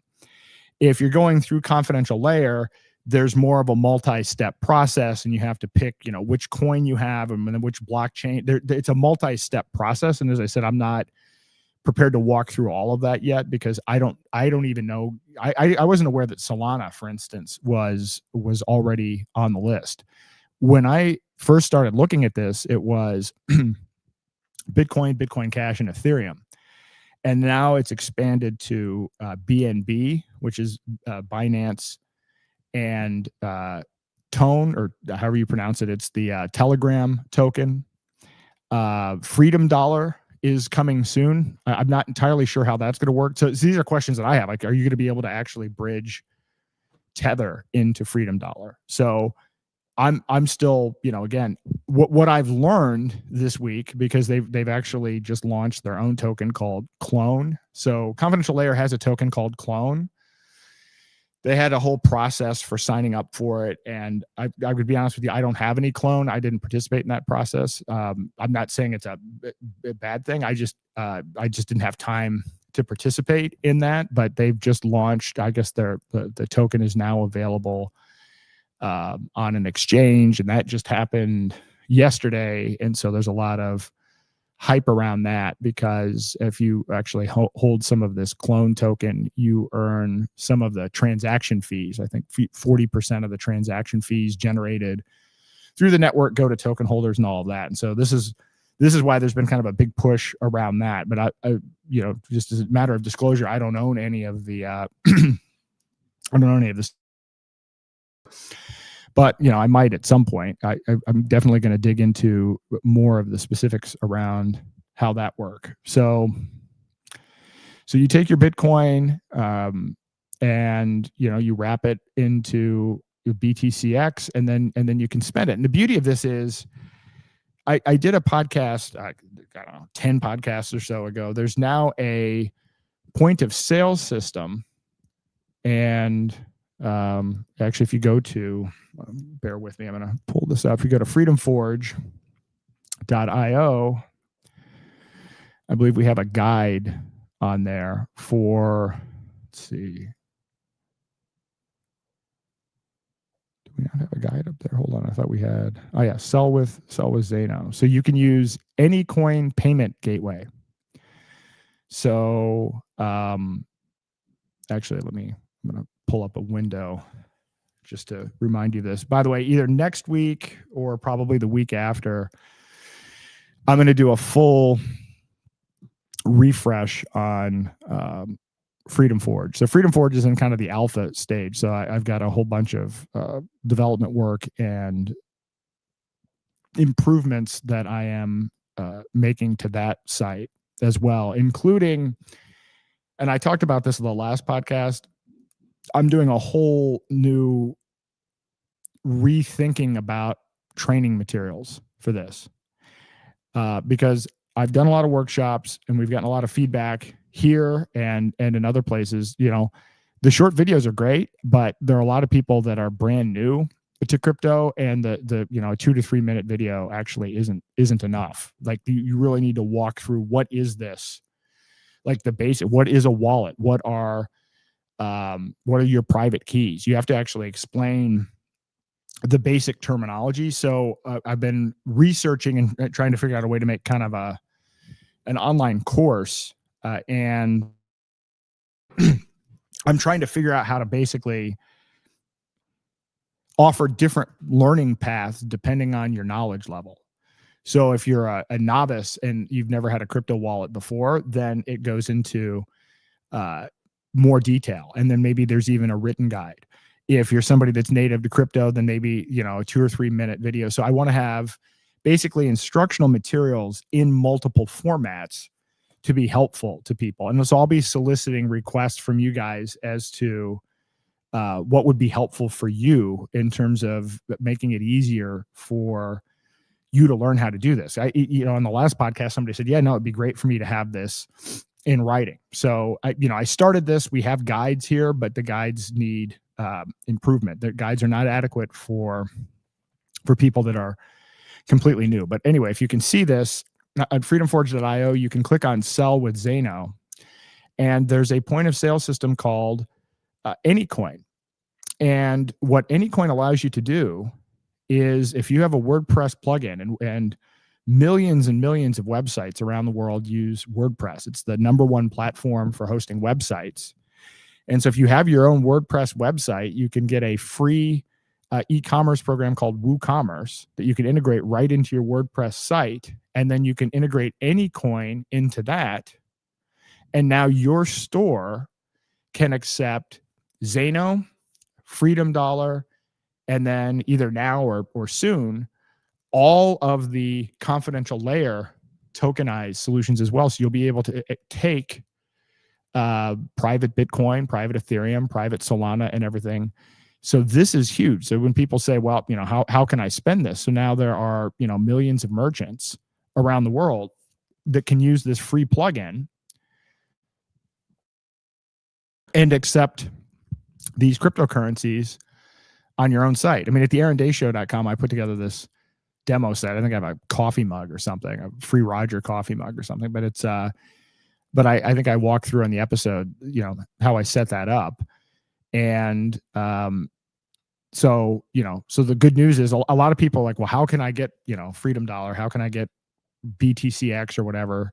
One of the ways that you can get some of this is by selling products and services through your own website and through the AnyCoin payment gateway. That's actually fairly easy to do. So in any event, so that's good news on that front. Let me pop back here. So like I said, more information coming over the next couple of weeks about exactly how many of these coins you can use and what the status of that is. So again, we already talked about this. I'm a big fan of Monero. I use Monero. Love the Monero community. In fact, I was just on the Monerotopia podcast with Doug Tuman on Saturday. And I will be speaking at Monerotopia in Mexico City. That's coming up in February. So I actually encourage you to check out Monerotopia. But there are a lot of people in Monero that are kind of maximalists. And I guess my point on this is that they're different use cases. In the same way that, Ethereum allows you to tokenize other assets, and you can't do that on Bitcoin. This is essentially a way to tokenize assets with Monero level privacy. So they're very, very compatible. Iskell said, where do we submit requests or comments for info regarding Zano tutorials? It's a very good question. I believe if daylightfreedom.com, I should have a better place for this. Or you can just DM me on X. I'm at Aaron R. Day. That's probably the best way. I can guarantee you that will get there. I'm in the process of updating I've got so many email forms and everything else that I'm in the process of consolidating that. So if you want to get me for right now, just go through X. So anyway, so use Monero and Zano, but understand that the real value of Zano is in tokenizing other assets. And that's critically important. And that's what makes it possible to make Bitcoin private and Ethereum private. And now we're talking about a couple of $1 trillion worth of buying power. So I want you to understand how big a deal this is, because this is a lifeline for a lot of people. A lot of people are stuck. I mean, you might have looked at this and said, hey, well, I know there are a lot of people that have never moved their Bitcoin. I know a lot of people, just because of having been early in New Hampshire, once they realized that it wasn't anonymous, because I think they had the original expectation that it's anonymous, they didn't move any coins. They didn't buy anything. They've sat on it because they don't want the tracking. And so, believe it or not, there are a lot more cases of that than you might believe. So this ability to tokenize and make Bitcoin and these other cryptocurrencies private is a big deal that will help a lot of people.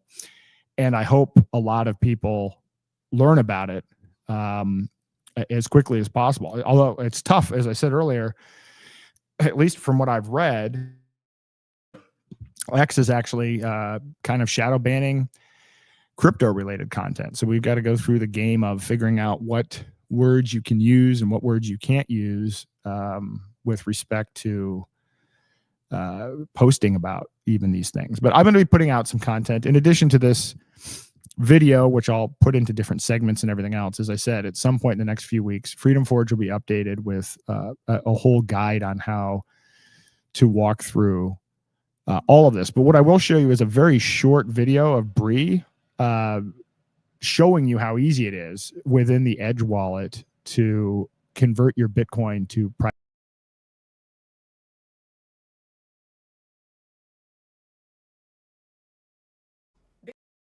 Bitcoin is not private, but I'm going to show you how to take your Bitcoin and make it private right inside your Edge wallet. Edge now integrates Bridgeless, which powers confidential layer, letting you convert your Bitcoin for a private version called BTCX that lives on Zano, a privacy-focused blockchain. In your Edge wallet, you're going to click on Swap Crypto. You're going to click on the source wallet. That'll be Bitcoin. The receiving wallet will be BTCX Zano. You'll enter in the dollar amount. Edge will come up with the best exchange rates, and then you'll swipe to confirm. Most importantly, you stay fully self-custodial, no third parties, just private Bitcoin right in your Edge wallet. Every transaction remains fully shielded. Amount, sender, recipients remains totally private, yet still verifiable. And BTCX behaves like Bitcoin in value and supply, but lives natively on Zano. So there you have it. That's about as straightforward as an explanation as you can get. And I know for a lot of people, if you don't have an Edge wallet, then you need to know how to download the Edge wallet and go through that entire process. But once you do have an Edge wallet, or if you do have an Edge wallet, that's actually how easy it is to convert to BTCX right within the wallet. I discussed actually doing this podcast a month ago, but originally you had to have at least $500 worth of Bitcoin within Edge wallet to be able to do the swap. And they lowered that to, I don't know if it's $20 now, or maybe it's even less than that. So that was one of the things that I was waiting for.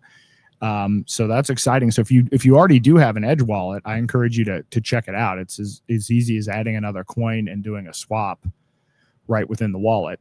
And this is why I said, so that's by far the easiest. And then once we get into, you can go to confidentiallayer.com, but it's kind of more of a multi-step process. And so it's going to take me some time to put together guides to walk through that. Although for most people, I mean, if you're not already like heavily in crypto, for most people, you're going to want to use Edge wallet. And I know bitcoin.com as well is going to have similar functionality to the way the Edge wallet works. So I'm going to walk through 8 use cases or 8 reasons to go confidential. I mean, there are certainly more, and hopefully I already again made the case early on. But probably the first and most important one is to protect yourself from wrench attacks, right? I mean, you don't want to get your finger cut off or get chopped up or stuffed into a suitcase or find yourself spending 3 weeks being held up. That's probably a big one. Government seizure protection you should be worried about. I mean, it's surprising to me that people still trust government in 2025. But I mean, since I know personally people that have their Bitcoin in the quote strategic reserve, and these are some of the smartest people in crypto. These are like OG smart people. These are not even just your average user. So government seizure is something to worry about. And, if you believe, if you have nothing to hide, you have nothing to fear, you should research how civil asset forfeiture works. If it's something that the government can track, you have reason to fear, and it's independent of your behavior. Another reason to do this is private DeFi, the ability to do trading without surveillance. I mean, that's another, that's a big issue for people that are big traders in decentralized finance. And then moving forward, Freedom Dollar certainly is a great opportunity. I think people are not fully appreciating how strategically important Freedom Dollar is. But when I talked about, one of the things with medical tourism that we talk about is it's growing in popularity, $100 billion a year. But one of the challenges with medical tourism is, how do you pay for medical tourism? Thailand is the number one location for medical tourism, but if you using your credit card, you have a $15,000 procedure in Thailand, your bank is going to look at you sideways if you try to do a big transaction overseas. Anytime there's an overseas transaction, it gets flagged. PayPal doesn't offer any real hope here either. PayPal has been known to, debank essentially, medical providers and to block transactions. And then you end up in a situation where you try to use PayPal to buy medical tourism services and you lose your PayPal account. And wire transfers are an absolute nightmare. And it's for a whole variety of reasons. I mean, the banking system is broken, but trying to actually send value through wire transfers overseas is expensive. It's time consuming. And there's a lot of it. You're going to expect a lot of delays. You're going to expect people to ask a lot of questions. It's going to be very invasive. So this is one of the sticking points. So now, since it's a global medical tourism marketplace, the dollar is still, like it or not, the global reserve currency. So the ability to use a private stablecoin is critical. So now, for a couple of cents in transaction fees, you can pay with Freedom Dollar anywhere in the world, and whoever receives that with the medical provider now has something that is in the reference value that they're interested in, and and it can't be seized like Tether or USDC. So anyway, enough about Freedom Dollar. But Freedom Dollar now is going to be part of this entire confidential layer ecosystem, which is going to be huge news. Some other reasons: business payments. This is another one. And again, businesses. I mentioned it in the context of OSARA, but anybody that does business internationally is going to benefit from doing this, because the U.S. has their set of rules, and other countries are equally generally pretty dystopian about this. And companies like Chainalysis are global. I mean, they're working with Interpol, they're working with all of these law enforcement agencies. And so if you're doing international business, this is going to be a great way to break the KYC chain. It's also an ability to do anonymous donations. And it's funny.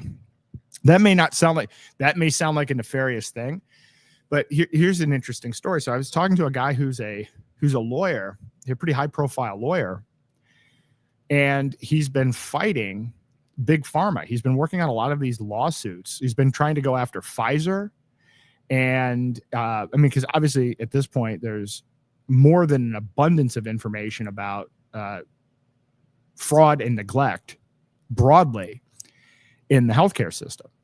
And so he finds some of the most egregious cases, and, and his firm group takes on these cases where they have a real compelling case. The problem is the process of dealing with the U.S. legal system is a disaster, and the deck is stacked against you. So if you have to raise money, you can raise money for lawsuits. It's its own kind of class of thing.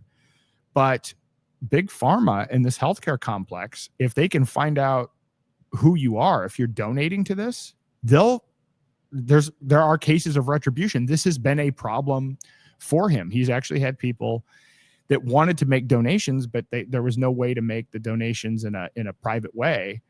And so there's been kind of a chilling effect on the ability to get funding to go after really bad actors through lawsuits. And this is not, that's just one small example of where an anonymous donation would be important. But there are many others. And so that's kind of that's an initial list of 8. There are certainly more, but the use cases here are profound. So as I said, Edge Wallet integrates confidential layer, and Edge Wallet is a private wallet. You have your keys in your own possession, and there are a lot of other interesting features. There's a distress feature where, let's say, you're the victim of a wrench attack, somebody kidnaps you or whatever. You can enter a different passcode to get into your wallet than your normal one, and it will take you to you can have like different wallets. You may have a bulk of your crypto in one wallet, and then you have this other kind of, not fake wallet, but small wallet that you put a small amount of crypto in. So if a wrench attack comes your way, you enter the code for that wallet, and so they can drain your funds, but the funds are like, whatever, you put $50 in that wallet. So there are a lot of really user-friendly and interesting features that are in Edge Wallet. And so I encourage you to check that out. In fact, I'll probably have Paul Pui on here. I haven't had him on here. He's the CEO of Edge Wallet, but I've gotten to know him pretty well over the years, and we've been to a lot of conferences together. And so he's the guy behind Edge Wallet. And I will say the whole ecosystem connected to Zano, they're great people. Vic from Cake Wallet, I recommend Cake Wallet. Cake Wallet does not have a confidential layer in it yet, but I'll check with Vic. I wouldn't be surprised if they'll probably add it at some point as well. In fact, Cake was the first wallet outside of the official Zano wallet to have Zano. So Vic he actually owns Monero.com. Cake Wallet started out as a Monero wallet, and so the Cake Wallet has a whole bunch of different privacy coins in it. So I actually recommend Cake Wallet. I recommend Edge Wallet, and I recommend Bitcoin.com wallet, which is Bitcoin.com wallet is an OG wallet that has been around for forever. I mean, I think there have been something like 50 million downloads of the Bitcoin.com wallet. I mean, it is one of the largest out there, and they've already integrated Freedom Dollar, and they will soon be integrating confidential layer. Well, think about that. So most of the people that have Bitcoin.com wallets got Bitcoin.com wallets because they have Bitcoin. So now they're going to be able to figure out how to make their Bitcoin private within the Bitcoin.com wallet. I have to figure out, so this is why this is going to be a multi-stage approach, because part of this for me is learning, because there have been so many recent advancements with confidential layer. I'm going to do this in chunks, and maybe they won't be, full episodes about confidential layer. Maybe I'll just make it a segment. I'm even thinking about reorganizing the show so that it's, maybe we have 3 or 4 different segments every time instead of what I have been doing, which is kind of a large, longer talk, or I have one speaker on one dedicated topic. I think we have so much going on now in so many different areas that I might break it up into different segments. But fully expect a full tutorial on Edge Wallet, a full tutorial on how to use confidential layer through the confidential layer website, and also Bitcoin.com, and all of these things as they become available. And they will, whatever I do here ultimately will end up on freedomforge.io, available for free for anyone to be able to access. And so for whoever in the comments, like I said, I do hope you do, or you can put your comment here too. So I cycle one, you can even put your comments here if you want. Here's another comment from John Ferrari, who says, step-by-step for me in writing and video. Great. I've you know what, the writing, and good luck finding written crypto instruction guides.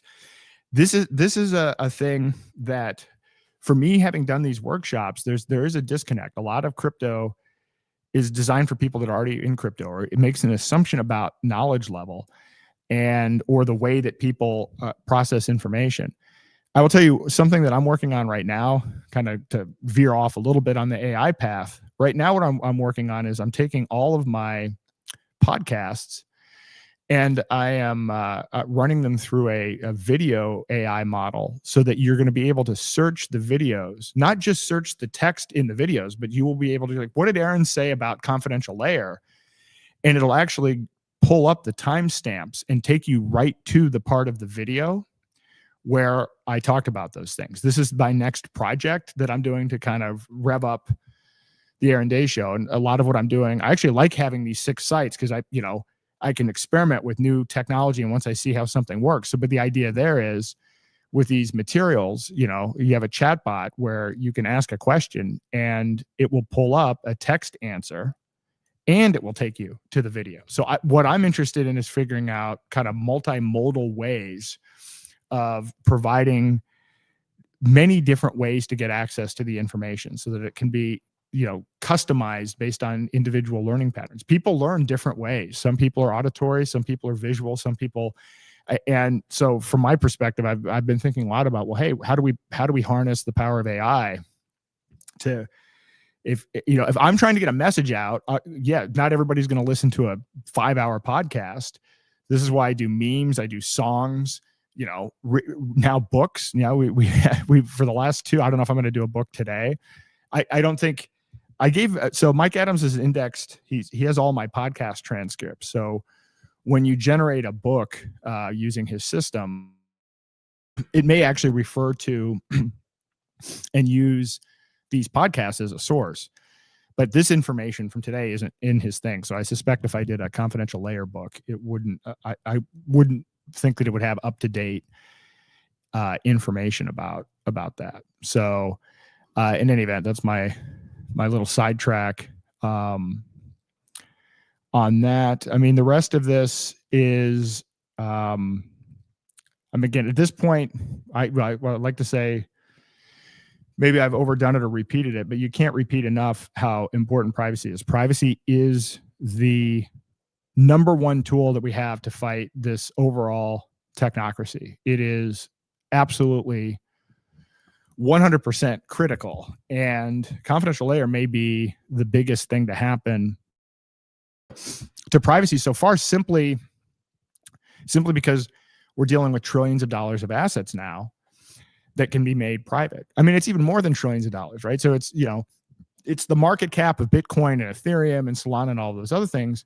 plus the market value of all of the tokens that are created on Ethereum and Solana. So this is actually a pretty profound deal. I should probably do some research to calculate or to estimate how much potential financial value is out there that now, because of confidential layer, can be made private and traded anywhere in the world. It's kind of a big deal. And I really do appreciate and like the 1984 themed short video that they did. I apologize for this while we're doing this. I'm going to see if I may not have time to do it. Get this. I would like to play this. I like the song that I came up with for this confidential layer episode. And let me see how far we are in.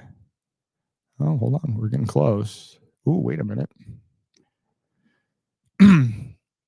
I might be able to. That one's not good.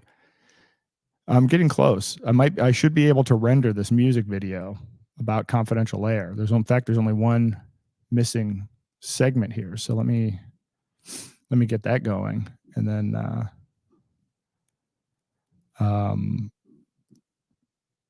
let me try that. We should be able to, in maybe 15 minutes or so here, have the world premiere of, I guess we're calling it Confidential Layer Sets Us Free. I'll come up with a different title for it than that, but this is one of my favorite songs so far. So, and it kind of keeps along the 1984 theme from the short video that I played earlier. So bear with me on that. The rest of this here is just, the other thing I want to say is, I mentioned it at the beginning again, but and I need to reach out to everyone. I'm not exactly sure even how to do this. Maybe I'll reach out to all of them. But this above phone that we have, which I've got mine sitting in the other room, the de-Googled phone, we'll put all these wallets on here. It'll have the Zano wallet, and then, maybe we'll put Edge and Cake and Bitcoin.com on it, so that, when people get this phone, you'll have a phone that has a VPN on it. It has Mike's AI on it. It has direct links to open the 6 different websites for daylight, and then the ability to use confidential layer within those wallets. I mean, this is a great way to start to get people kicked off. I mean, now all of a sudden, now you've got privacy through your phone, and now you have a half a dozen, 10 different tools that you can use. So I'm excited about this. I'd love to see in the comments. I mean, are you guys excited about the prospect of a de-Googled phone? Is that something you might be interested in taking a look at? Obviously want to gauge the interest level, but we're going to put quite a bit of effort into this between now and the end of January. I also did an interview. I'll post this later with Hakeem on his show, which I thought was a really good interview. I think we went for couple of hours, but I really like Hakeem. He is definitely in this for the right reasons, and he's very committed to privacy and has done a great job so far. I mean, he's even telling me about he's got to get a facility now because of the demand for these phones. They're really ramping this up. So I hope people are excited about this, and I hope this is a way that we can get people quickly onboarded to privacy in a broader sense, not even just the cryptocurrency sense. So, the way that Freedom Forge is set up, I've set it up as, what are the technocratic threats, and then what are our counters to those threats? And, really there are three big threats that confidential layer addresses: government surveillance threat, the criminal targeting from on-chain visibility threat, physical danger from wrench attacks threat.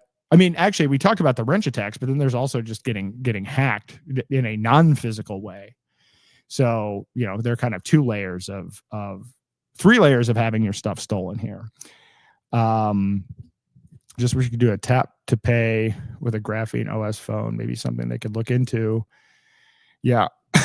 Well, so I think the issue with this, so I talked to him about it. The ZBEC card works on tap to pay, and it uses Google Pay. It uses Google Pay or Apple Pay. So unfortunately, it's a de-Googled phone, so it doesn't have that capability. So unfortunately, in this case, you wouldn't be able to use the phone for that application. You can still, of course, use your ZBEC credit card number and so forth for making online purchases. So,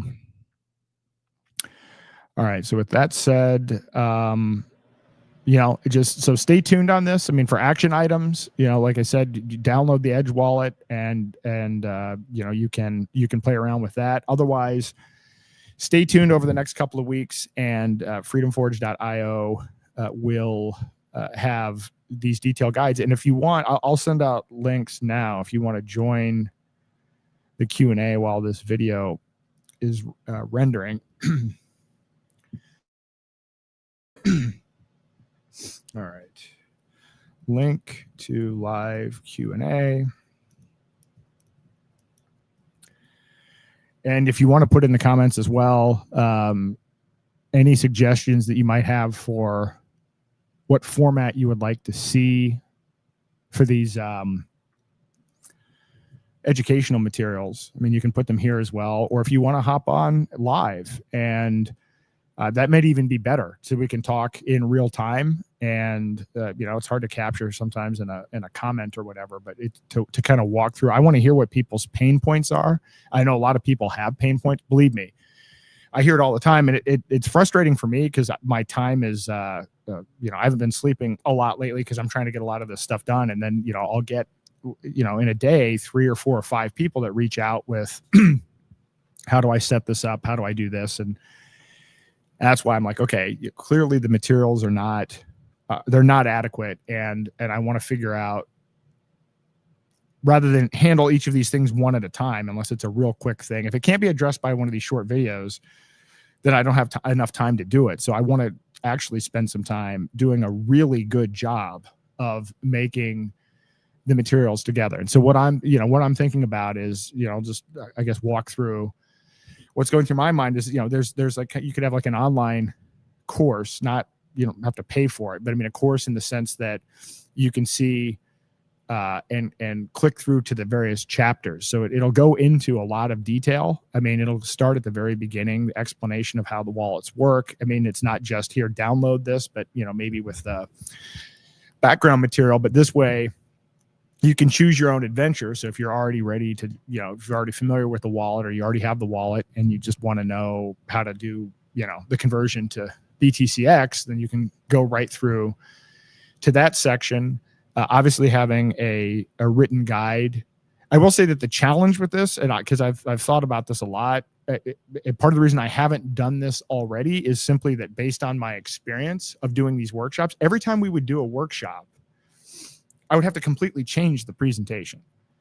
And I would have to change the presentation because there was something fundamentally changed about the wallet, something changed about the actual mechanics of the process of signing people up. And so then I'm like, well, I can't even put together training materials, because if you have out-of-date training materials, it's actually worse than having no training materials. If you give somebody something that's inaccurate or out of date, then you're actually going to cause more problems, because the person's going to get frustrated and think that it's their fault, or they're going to think that they're stupid or can't figure out how to do it. And the reality is that no, actually the materials are out of date.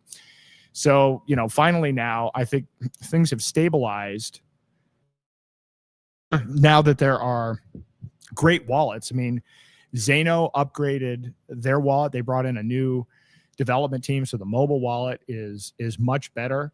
And now that Cake and Edge and Bitcoin.com not only have Zano integrated, they have Zano assets integrated, they have Freedom Dollar integrated. So we're now at the point where it does make sense. I don't think things are going to change too dramatically, that it will make sense to actually put together the materials. Now, I'm not anticipating that there won't be change, but if I have to change it every 48 hours, then that becomes something that now it's like a pressing thing that's taking away from other things. But I actually think we have enough stability. So anyway, an online video course divided up into segments, and then maybe even further kind of divided where it's like, maybe they're even prepackaged based on, beginner, intermediate, advanced, the written materials. And then I think the chatbot thing, I like this idea of, if you take the instruction materials and you use the thing that I'm doing for the Aaron Day Show podcast, where somebody can type into the chat, how do you do this? And it'll give them the written instructions and take them right to that segment in the video. I think that could be helpful as well. And to put into the chatbot, as many of the question answer pairs and get as much of the information in there as possible. And this is why for me, so I've never spoken to the Confidential Layer team. I don't even know who the team is. I don't even know who the developers are behind Confidential Layer. So I do want to talk to some people at Confidential Layer and make sure, obviously, before I put together more developed training materials, that I understand the full capabilities outside of what I already know in terms of how easy it is to swap out Bitcoin for BTCX in the Edge wallet. All right, let me see here. All right, I'm generating one more piece here. Just try to get this video done.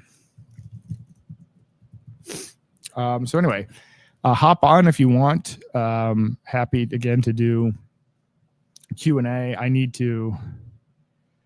I have a 4 times 50 ounce silver bar. How do I tokenize it privately so I can loan myself that value via the Z? That is not something you're not going to be able to do that. I mean, you'd have to get ZBEC to agree to that. It's not that it's a technical problem. One of the first things I ever tokenized was a gold back. And in fact, I've got to make sure if the person who bought that is listening to this, I thought I sent him the gold back and I might not have. So I have to send him a gold back because I'm guessing either it got lost in the mail. But anyway, I tokenized a gold back, and so you can do it, but you would have to get ZBEC to. How do you validate that you actually are holding on to the silver? I mean, you can create a token and you can say that it's backed by that silver, but what's the proof? For a while, I was actually considering before Freedom Dollar, I was going to do a stable coin backed by gold. And I got far down the process. I actually had an initial organization lined up that had, I think, 12 different gold vaults around the world in different countries. They were in the UK, Singapore, so on and so forth. But in the end, the risk factor is that the company itself was based in Europe, and they were concerned that if their bank, which of course the banks there are as bad as they are here, if the bank, they were afraid they'd lose their entire banking relationship if the bank thought that this was a type of activity that they shouldn't be involved in. And of course, what's happened even since then is the EU is pushing to ban privacy coins by 2027. So it's a challenge to tokenize precious metals because you still have a custody issue somewhere. And so, the best I could come up with kind of after that, I'm glad Freedom Dollar came around because it's a lot more elegant. And there's no, I'd go, they'd throw me in jail. I'd be a target if I ran that. I'd be a very, very quick target. So in any event, sorry, I'm just trying to create this video, and one of the clips within it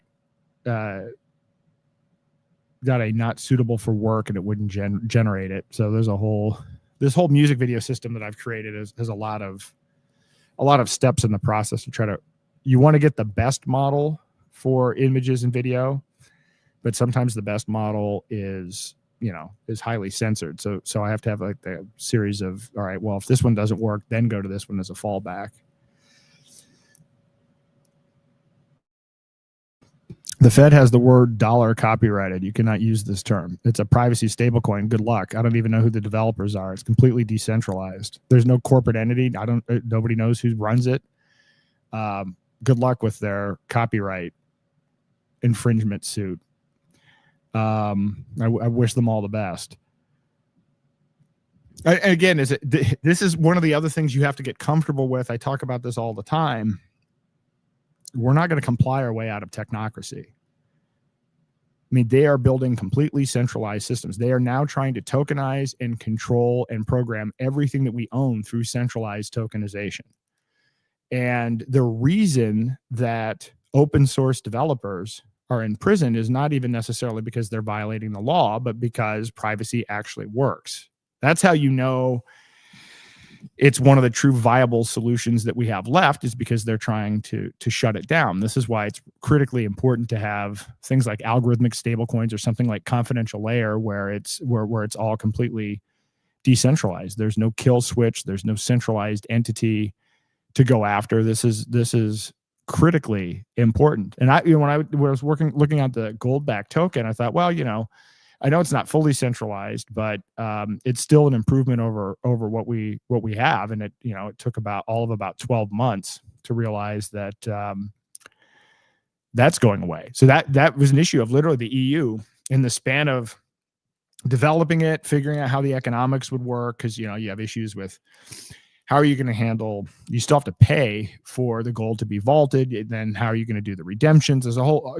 Having worked through those issues, in the end, it became, well, if the bank that the company that vaults the gold works with threatens to debank them, then they're going to get out of that business. It's a very simple risk factor. And if your system is that fragile, then it's not going to work. So it's pretty straightforward as to what happened there. So, all right, well, bear with me. I haven't sent any links to any of the normal people who hop on here. So, so once again, I'm working on stuff. Oh, I will say I do have I don't think we're any risk of this now. I have another podcast at 10 p.m. of all things. So, so there we go. And it does work with Bitcoin Cash as well. All right, so you want to join the chat. So yeah, hop on, ask any question. That doesn't have to be even confined to confidential layer. We obviously talked about a whole bunch of different topics here tonight. But I will tell you, the government every time, I mean, you know, they never fail. Never fail to disappoint. They can't even keep in a show meaningless anti-CBDC surveillance bill. Couldn't even keep that in. So they've captured private stablecoins, and now they've opened up the gateway to still have a CBDC. And you know, the thing that the thing I'm looking at is like, well, how are they going to blame the Democrats for this? And on top of that, it's that defense authorization bill. You know, I don't know, whatever. And then they failed on the insurance thing. We've had many people on and talked about things on the Q&A. Just about, I'd be curious to see your feedback as well, how your insurance premiums are doing based on the government shutdown and everything that happened with the open enrollment period. So far, what I've heard is pretty disastrous inflation, and a lot of people for the first time, you know, opting out, beginning to opt out of insurance, or downgrade coverage out of necessity. And, you know, so go team. This is the second time now we've had complete Republican majorities and they didn't repeal Obamacare. In fact, not only they didn't repeal it, now we have Trump Care, which whatever that deal is that he cut with Pfizer. And now, I'll get too worked up if I go into that. But yeah, so government's not working out for us again. Oh, there we go. My co-author buddy is here. Hey, co-author, how are you? Oh, How's it going? how's it going? Good. Pretty good. Yeah, the weather's not too good in the Midwest. So the best we had to hope for the other day was that the freezing rain would come down good enough so that we had a nice little topping over the snow so that we didn't have too bad of a ground blizzard. So on the bright side. Well, yeah, it's not nice. It's not great here in New Hampshire either. So It's crazy. I saw something. It was like 44 in St. Petersburg today. Oh, wow. In Russia, not Florida. Oh, no, Russia. It might have been 44 in St. Petersburg, Florida too. I don't know.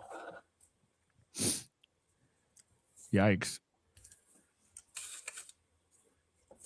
The thing that I saw, let's see, this last week, Aaron, was, so I got snowed in. I started watching Mr. Robot. Have you? Yeah. Do you have any idea what in the hell this is?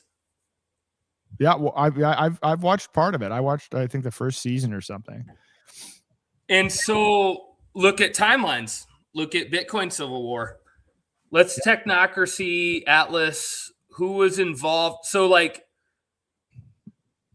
I like Christian Slater rocks. He's always kind of the same, character. Like, if there was an Aaron Day and you were in a movie, you would be Aaron Day. And that's kind of Christian Slater, right? So, yeah.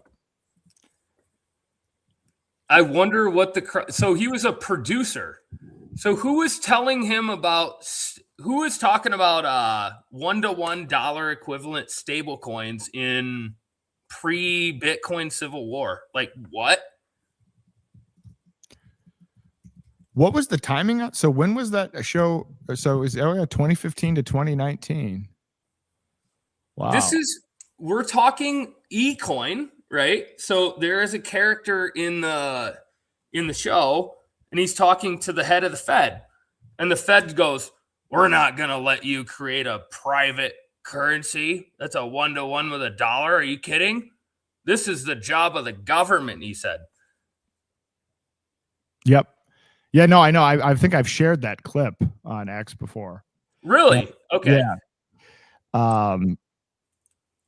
So I'm looking this up. They probably won't be on Technocracy Atlas because I don't have that kind of information right in there.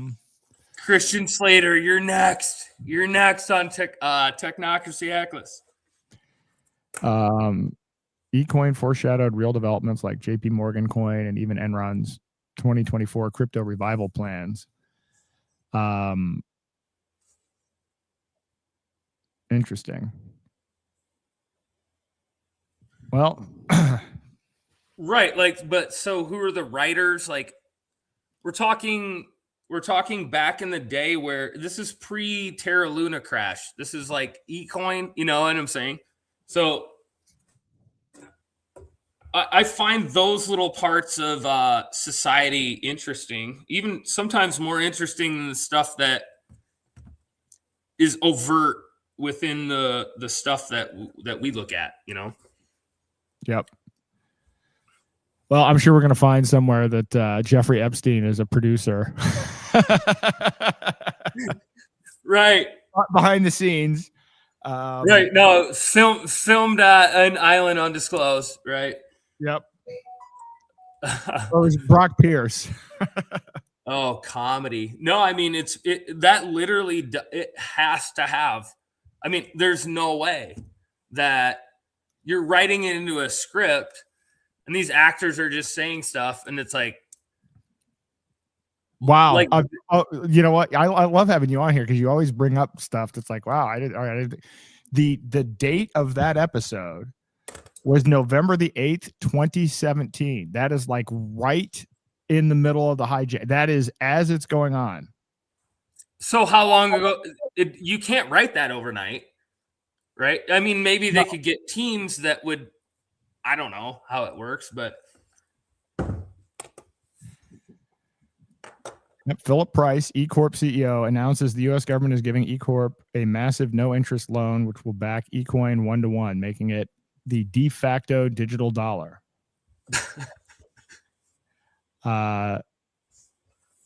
When most crypto analysts point to when they say Mr. Robot predicted modern stablecoins.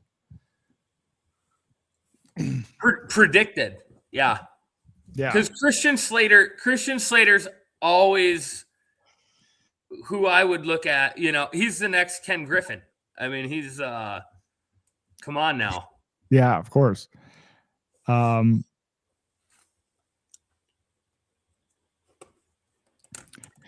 all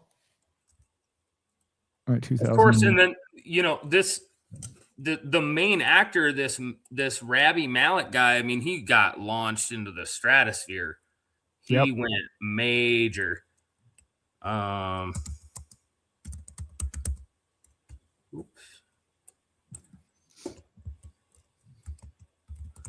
That was I don't know how many. You know, it's interesting too within popular culture how many references earlier than that really are where you're talking about Bitcoin. And really, this is like hacker stuff. Like they had to make it realistic. So they're talking to somebody, probably MIT. I don't know. Who else are you talking to? All right, well, so the guy who wrote this and was in charge of the whole thing, Sam S. Mail, place of birth, Hoboken, New Jersey, Egyptian American Muslim family, NYU, Tisch School, grew up in South Carolina. Mr. Robot, worked as a computer programmer and web designer.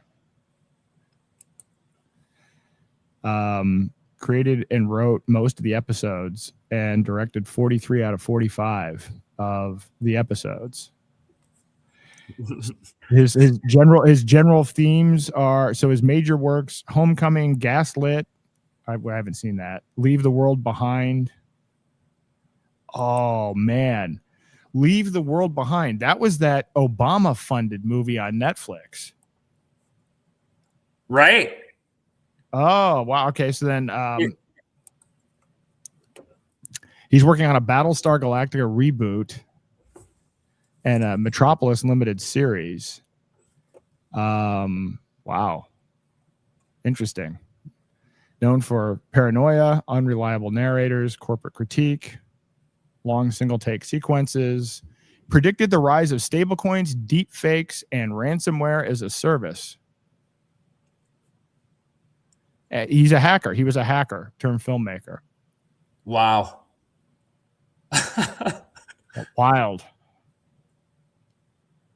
And now And he was working with Obama on because again, when you say predict, when you start getting into that realm of things, I mean, that Obama movie that leave the but bro, this was not on this robot thing. Was this on any of your radars? Was this on anybody's radar in terms of, I never heard of this shit at all. I mean, I was like, Rami Malek, is that the guy that with he did something, I don't know, like, well, the thing is, he did Queen. He was the Queen, and they paid him to be Freddie Mercury. Yeah, he did a great job in that, by the way. I didn't see it. I was it premiered. I was in Edinburgh, Scotland, and they were playing it, and I was like, Jesus, man, that looks good. But I had something else to do. Yeah, no, he did great in that. But the thing is, so I saw, when I did see the show, it was, it was a couple of years ago, so I didn't really think anything about the timing of it. In fact, I didn't even realize the show was that old. So although my son just started watching it, so that's pretty wild.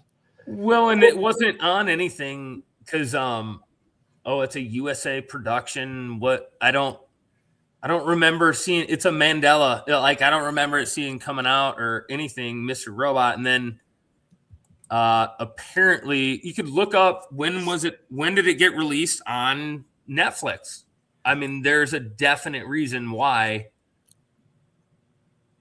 I just saw that it's gonna go off of Netflix. So it came on, I think, in July, and there's 4 seasons. So like if you watch a little bit at a time from July and they're just going to take it off now in America. I think timing is huge there. And I don't know, man. There's stuff there for everybody. Like Courtney could have a ball. Everybody could have a ball with Mr. Robot for sure. Because it goes deep into, it's this split. It's Gemini. It's his dad, who's this like kind of black hat, but he's the white hat, but he's a druggie, but it also pushes pharmaceuticals, but not like when kids see it, they're going to be, so I contend that the movie that really pushed ADD drugs was Fast and Furious. And it was the first time in movies that you saw somebody scarfing pills and being like, man, I'm a computer hacker, but all I know is just, I don't know what else to do. I just have to do my pills and do the hacking. And that, I think that was a moment in where they're connecting hackers, cyber, everything cyber, but this introvert, extra introvert, you need to have the pills to be the introvert. And so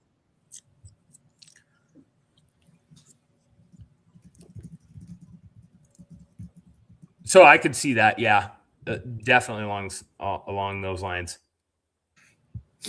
No, that's a good one.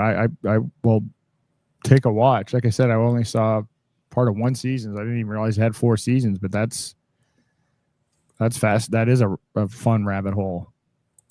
I think the tie-in, I guess for me, is just this Obama movie, because that was some predictive programming as well. That movie.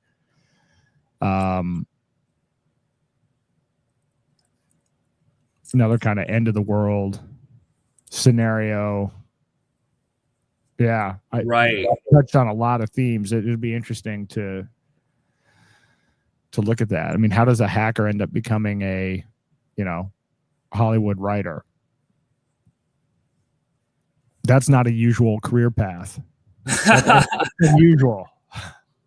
Yeah, I mean, I've made jokes that I'm Snowden. No, I'm just snowed in. I can't leave my place. It's so bad. The ice came and I'm snowed in. And so, but yeah, does Snowden have contracts? Let's put Assange, he could have there's a really killer film out there with Assange dancing, right? He's dancing in the club. Yeah. But I didn't see the contracts for him, No. That's crazy.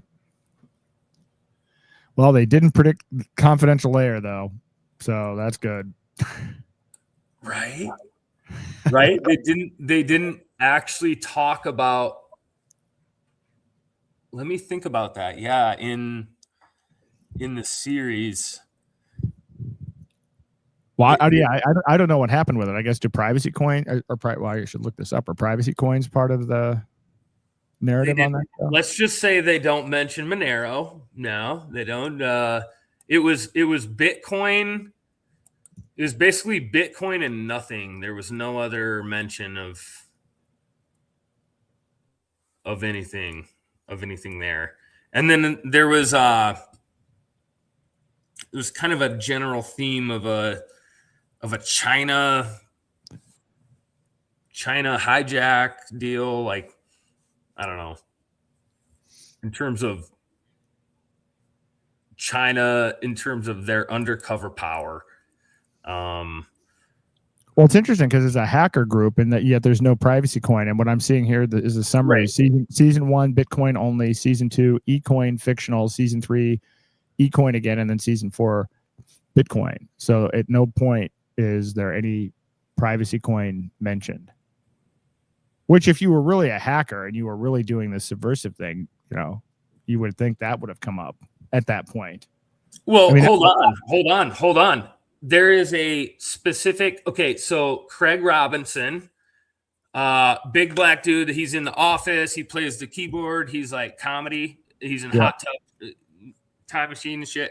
This dude, so he's in it, and he comes off as Mr. Nice Guy walking my dog and whatever. But he runs a completely anonymous in the show, a completely anonymous website that is only in Bitcoin because you can't track Bitcoin, right? In the show, that's what it is. And when the guy hacks into it, he figures out that it's a bunch of stuff that you can't do or whatever. And so it was, and then in the show, he goes, we didn't know what was on it. We just wanted to create a completely free market where anybody could sell or buy whatever they wanted. It is literally, they did it. They did Silk Road, and Craig Robinson was the guy in it, the actor that had the Silk Road. So they didn't let that go by. I mean, that was there.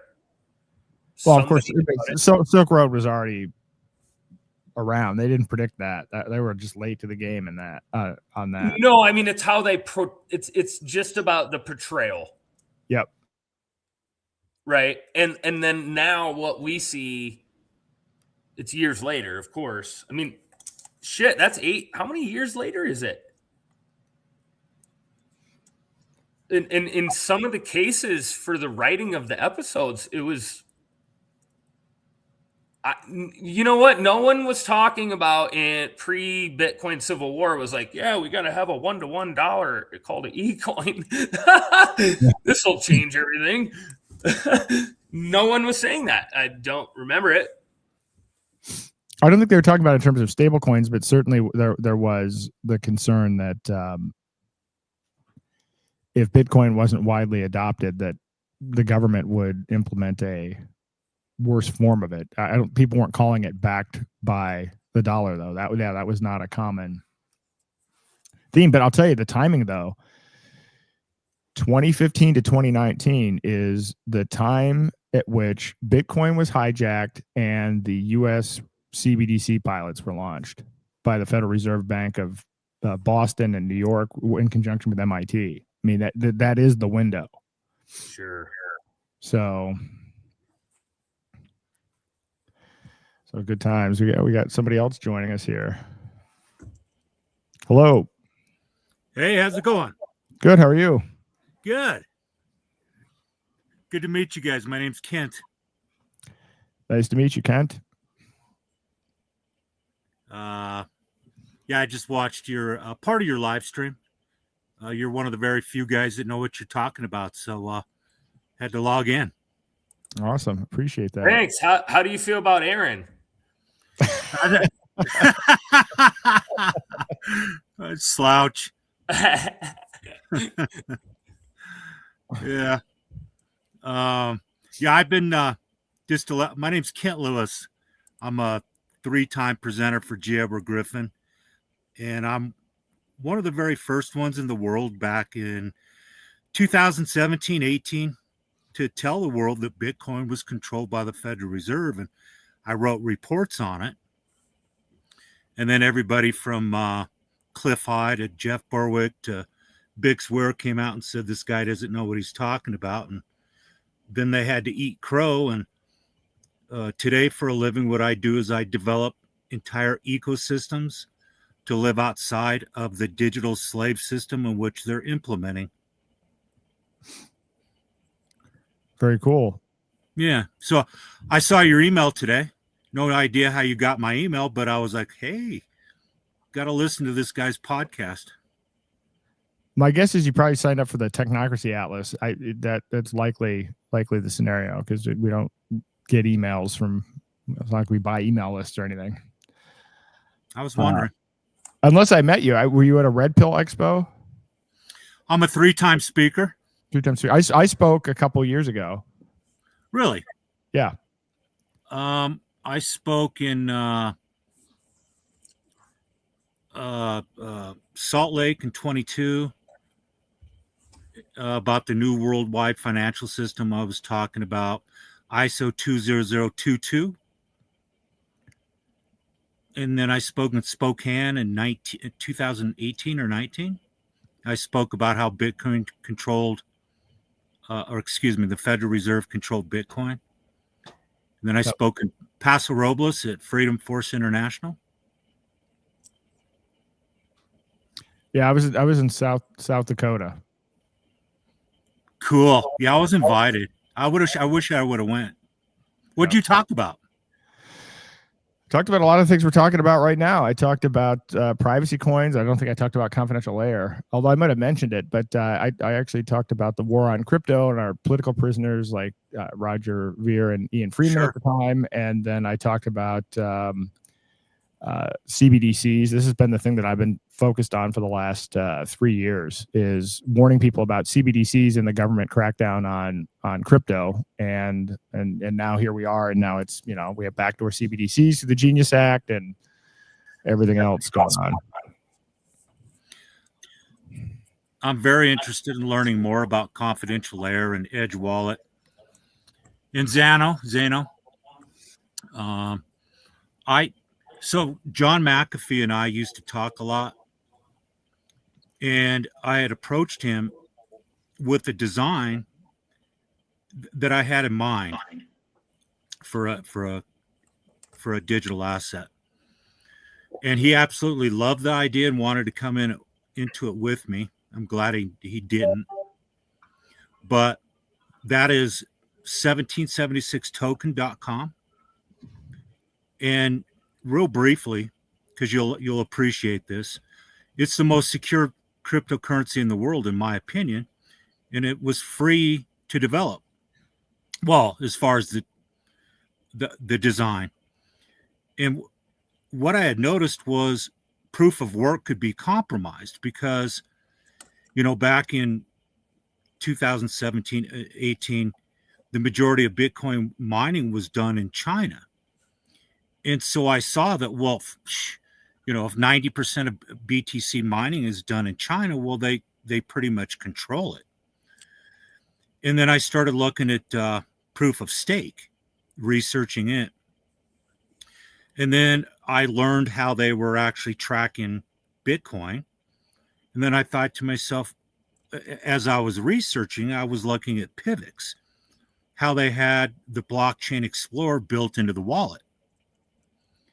And proof of stake, as long as you control pretty much who holds master nodes, and then you have the blockchain explorer built into the wallet, and then you don't have a public source code, it's impossible for them to track. And that is 1776token.com. And it's not part of the fiat system. It's its own currency. So when they come out with digital ID, the idea behind it is to be able to trade for organic food, natural healing, and products and services. So I'm not trying to sell you guys on it. It's just outside of the fiat system. Yep.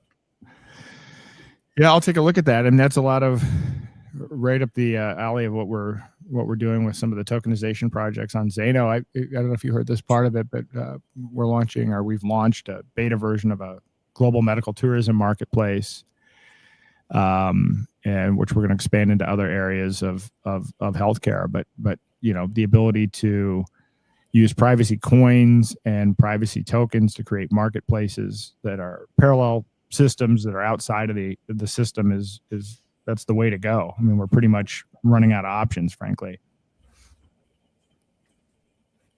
What are we going to do when they come out with digital ID, and if they require digital ID to access the internet? Well, I mean, we know we already have digital ID, right? Real ID is already digital in 12 states. By 2027, they're looking for full rollout. And so, I mean, this is where, mesh networking. Got to get a mesh net, man. Point to Yeah. point. You're going to have to build towers. You're going to have to fly blimps and drones, your own drones, I guess.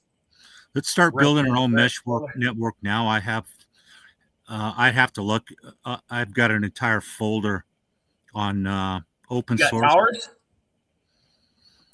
No, but there's in existence today. There's decentralized open source networks out there. Yeah, they have gateways. Yo, so Aaron, I got a question.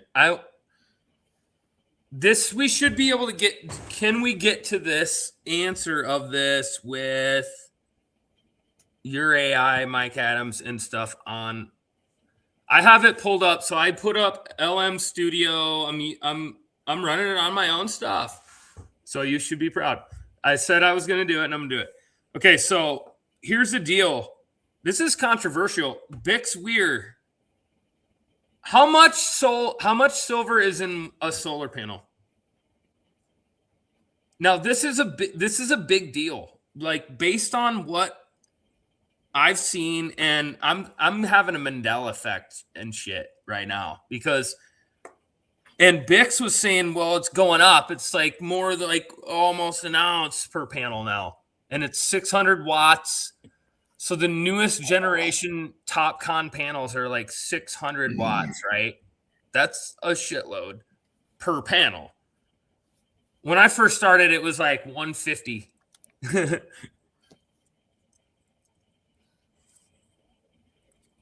And so I want to get to the bottom of this if we could tonight. This is perfect.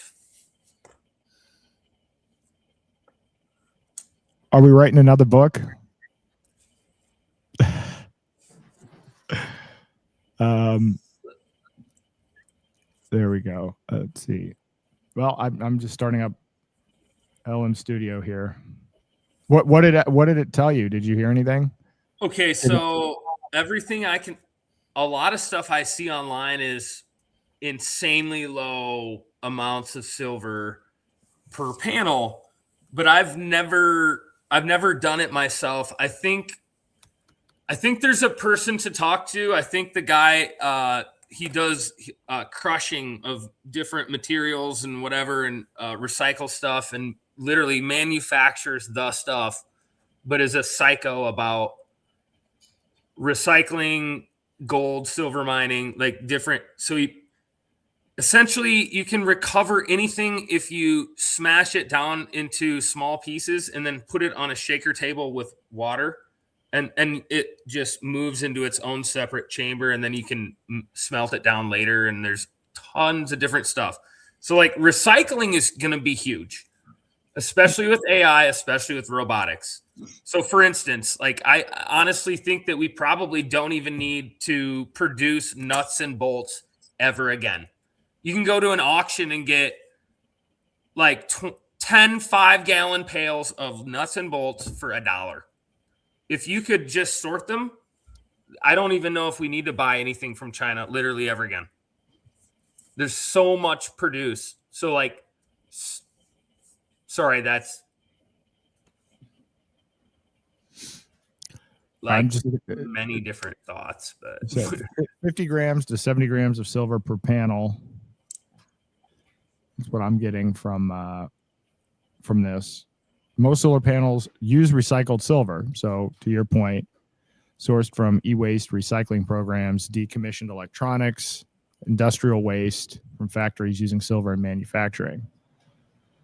However, new high-efficiency panels may use more than 100 grams of silver per panel.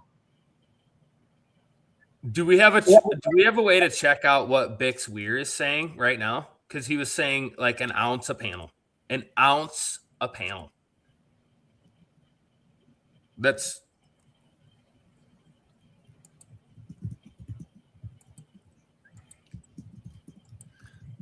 Google's telling me 20 grams to 0.7 ounces.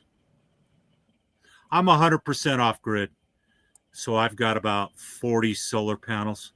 Have you ever smashed it down and then melted out a panel? That's the only way we're gonna have to get down to it. We might do that on Aaron's next live stream, but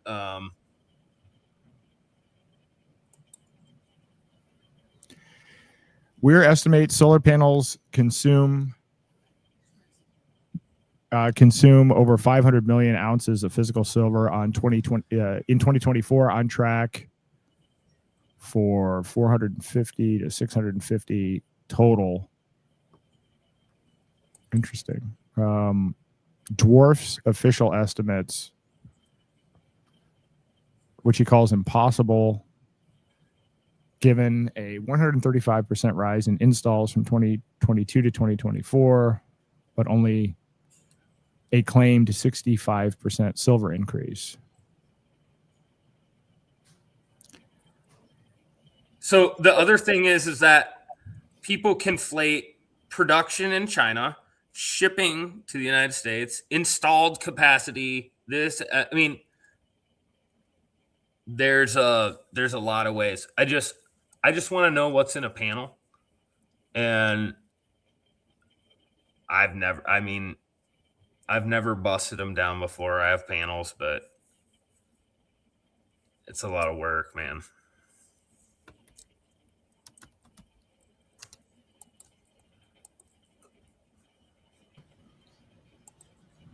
So I swear I've heard Bix say that it's almost an ounce a panel because he's like, these are the new top cons. And that's just not the case, though. Not that it matters. I mean, silver's... It depends on the type of solar panel, what I'm looking at right now. So a 200-watt solar panel uses typically around 20 grams or 2/3 of an ounce. So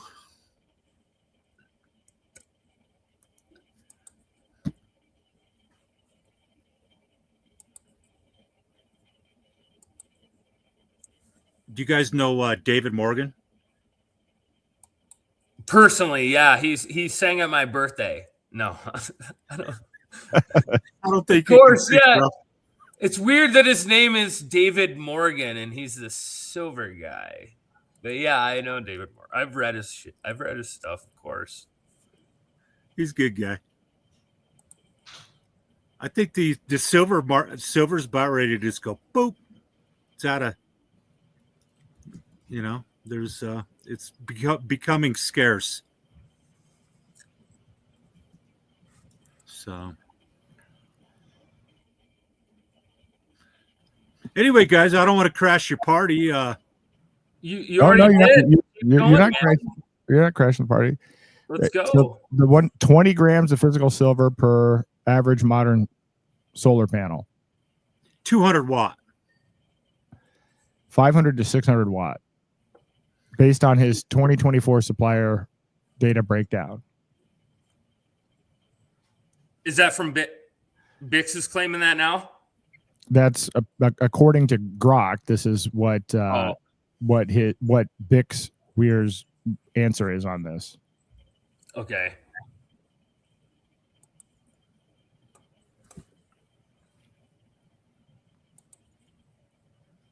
Interesting.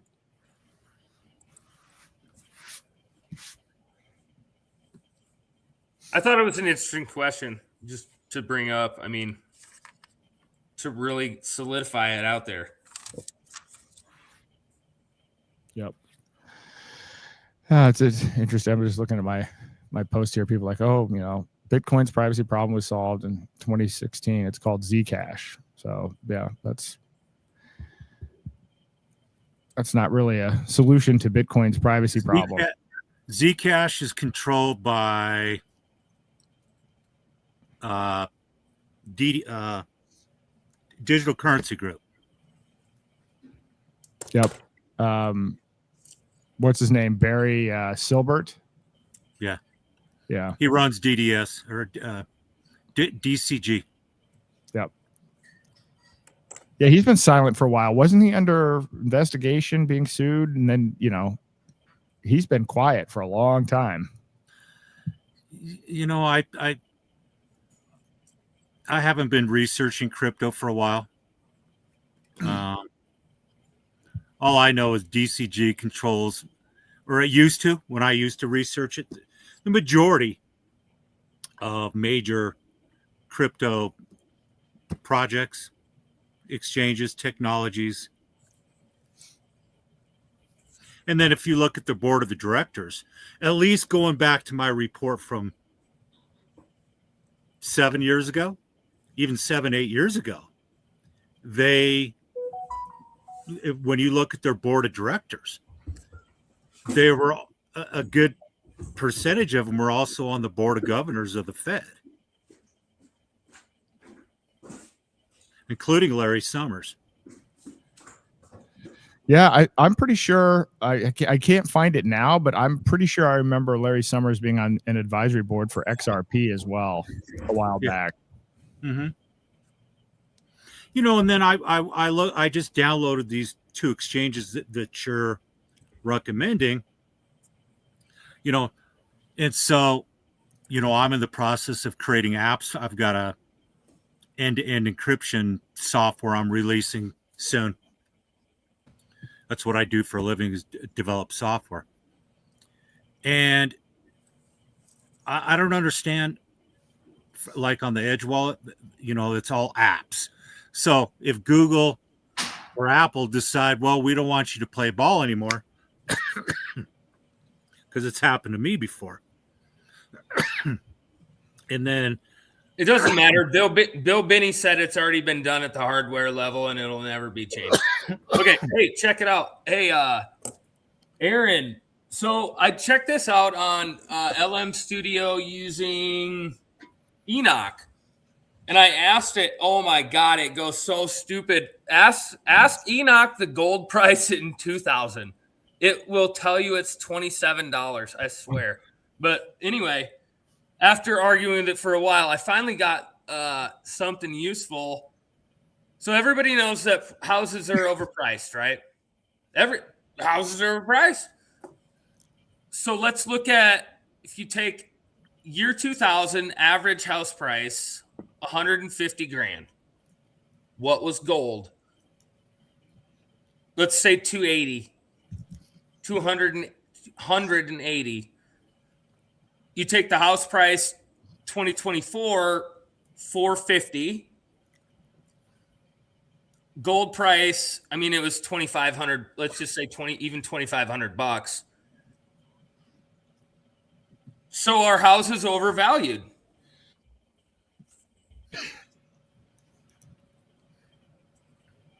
Yeah, probably. But in gold, it measured in gold. Yeah, of course. The whole thing's been a scam.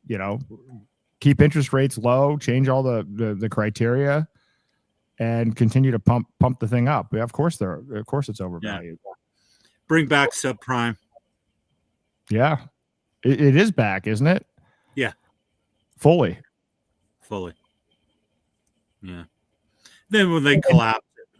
And now we're gonna have a 50-year mortgage soon. Get your 50-year adjustable rate subprime mortgage.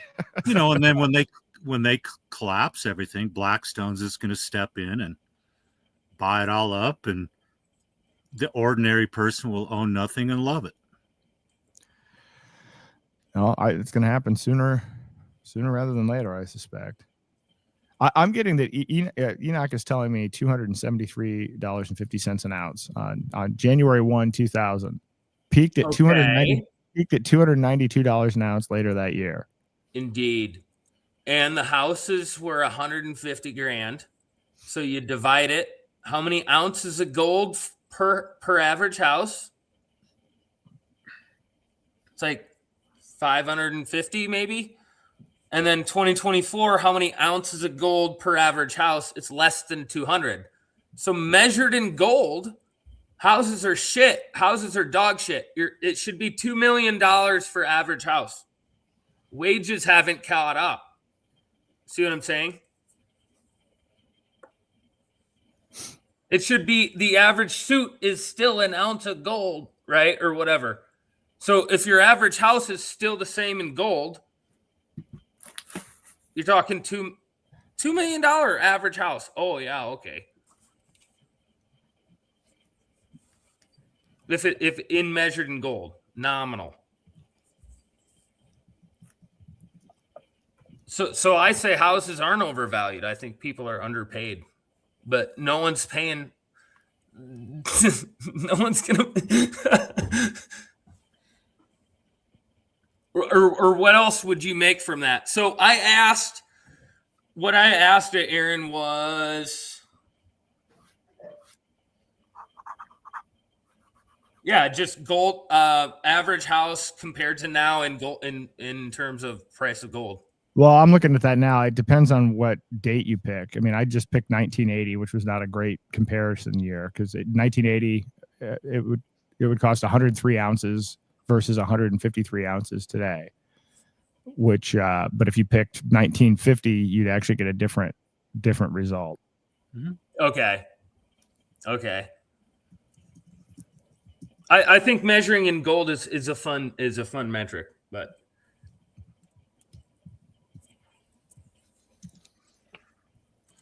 Yeah, it's all a setup for AI takeover and UBI and surveillance. I think we should measure in Tether, sponsored by Cantor Fitzgerald.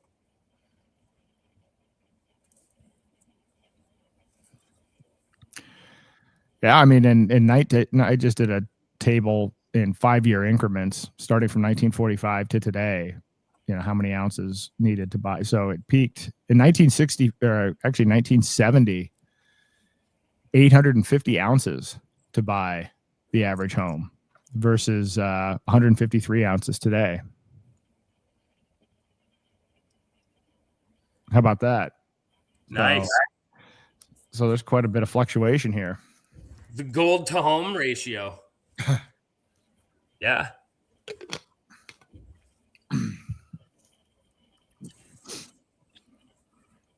Hey, Steven, how are you?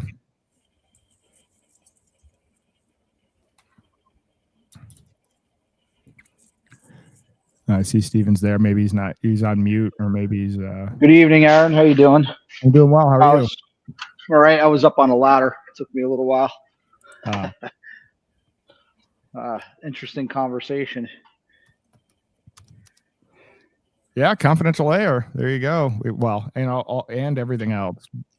Price of homes measured in gold. We've got Mr. Robot. We got a whole variety of things going on here today. Yeah, I've been thinking. I get paid in fiat, and I've been thinking. I know how you live. You probably don't get paid in fiat, but I've been thinking about like just laundering all my money through crypto, and then pulling it out, but I don't know a reasonable way to do that. Just to keep the money flowing through the, keep the value flowing through the crypto rather than keeping it in fiat. Well, I'll tell you, I've got a podcast coming up at 10. I'm going to be on with the guys from Citizens for Sound Money, and which I'm an advisor to. I'm going to be on with Daniel Diaz. And one of the things I haven't been talking about lately, I mean, I actually have a debit card that's tied to gold. And so there's, that might actually be an easier option. That's also an option for you. I should probably start talking about those things as well. I've just gone the problem is the gold is vaulted, and I still have concerns that it's not as self-custody as I would like. But for paycheck to paycheck purposes, it might resolve your problem if you could just direct deposit your cash into gold, and then you could actually spend it on a card.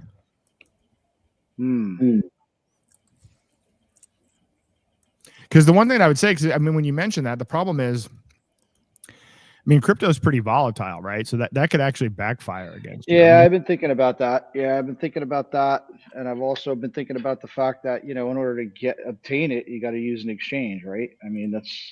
There's other on-ramps, I guess, but, the most obvious one is the exchange, but I don't really want to use the exchange.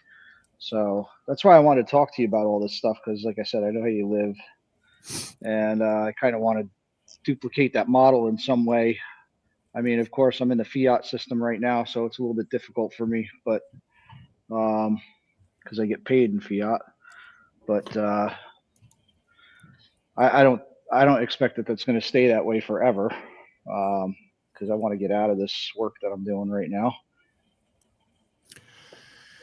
Yeah, this gold thing might be a good interim solution. I have been thinking about it since you messaged me about that. I'm kind of like, so you have the risk of volatility, then you have transaction fees. I'm like, you could end up losing out on that deal. And if it's something that's necessary for, day to day, it could be a bit risky. Sure.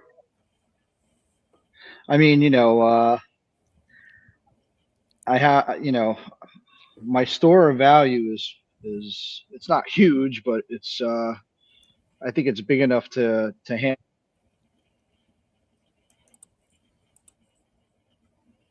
Big enough to what? You cut out.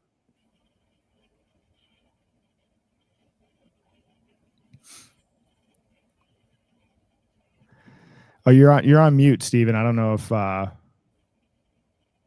hold on. I guess you muted yourself. I don't know if you realized that that you did that, but in any event, you are muted.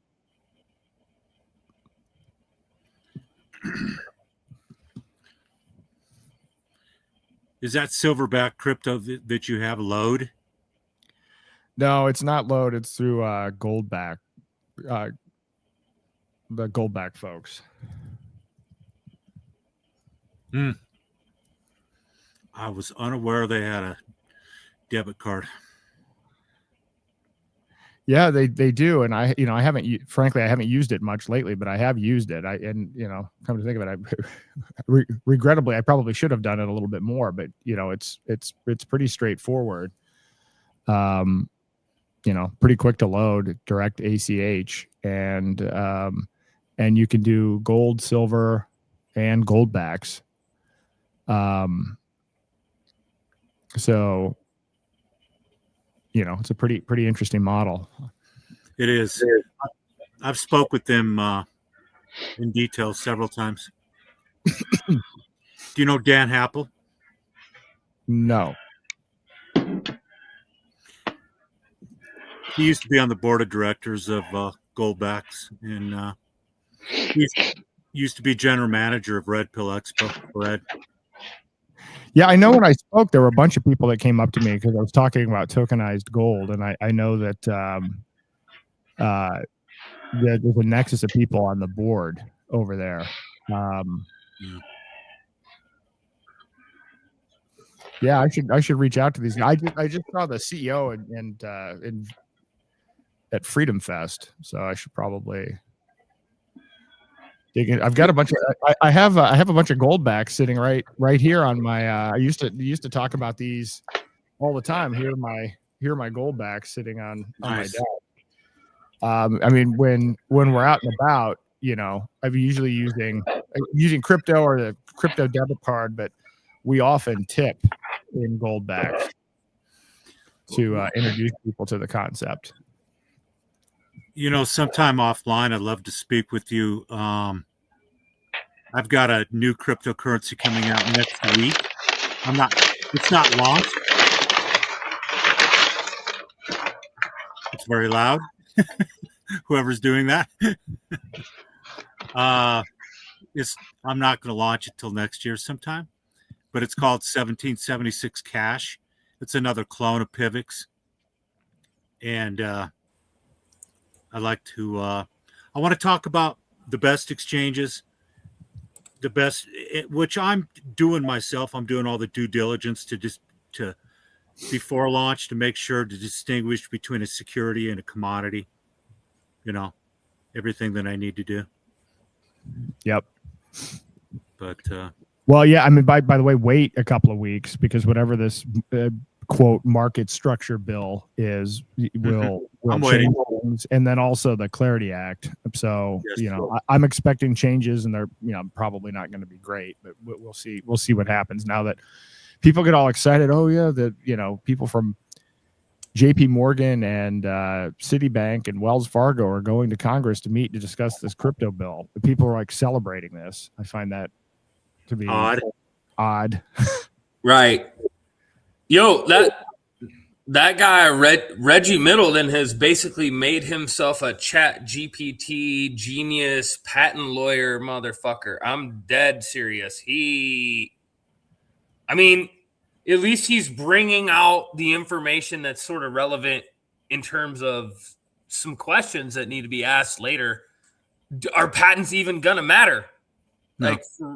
Probably, I don't even think, probably not. They'll just be like, no, it's national security. Who cares? Probably. Honestly, I don't know. Do you think the people in the wigs in Britain are going to go, no, give it away, Google. It goes to Reggie Middleton. Yeah, right. Reggie. Reggie. I was looking at that law not too long ago. And I had looked up how many different patents have been confiscated due to national security. And it was like over 20,000. Yep. I know it's the Invention Secrecy Act, the number I got was over 5,000. I haven't heard 20,000, but yeah, it's insane. Yeah. Question. Is there a patent that trying to get a spider? All right, no, I'm not gonna say it. All right, there's a pipeline that runs from the north of Alaska to the south. There are patents that make that happen. Think about how you could physically make that happen. How would that happen? I don't know if I can say anything more than that, but there's how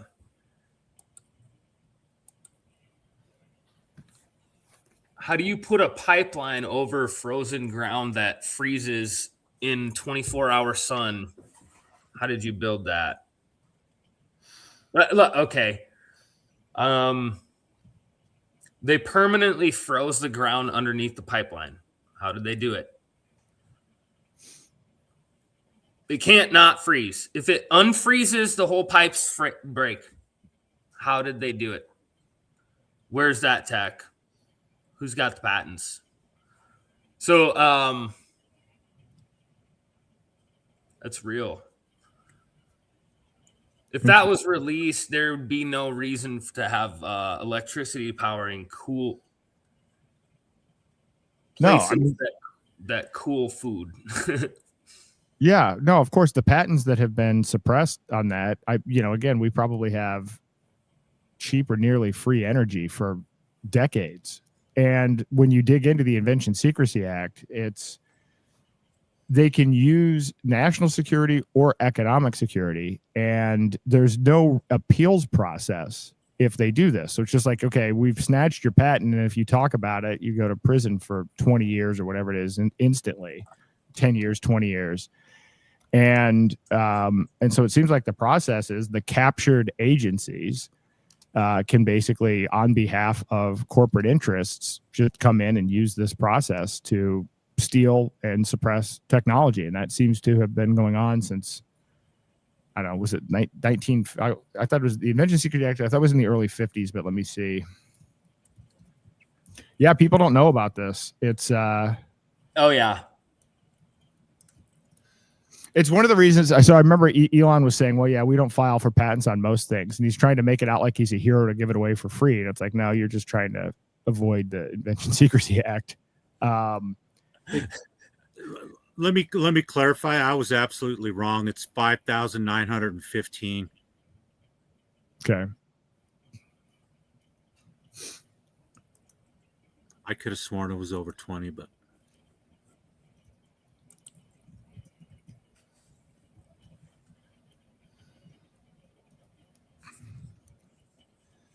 that includes cars that run on water.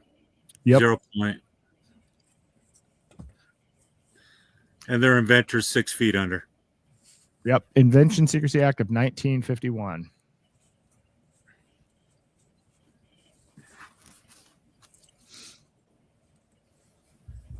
So I want to get back to you, Aaron, here in at least a month. I hope I can get to this place that I need to go, but I know of a place that bought an AI optical nut sorter, husker, cracker, aspirator. There is this shit does not exist in very many places, and I know of an entity. I have to make sure it's cool to disclose where it's at and shit. And we'll do it live. But you guys had and was it Craig did a thing on the AI ag and dystopian ag and the future of ag? Yeah, we did one on that, and we're doing a technocracy roundtable on like January the 21st on the same topic. We're expanding on that. Nice. Oh, wicked.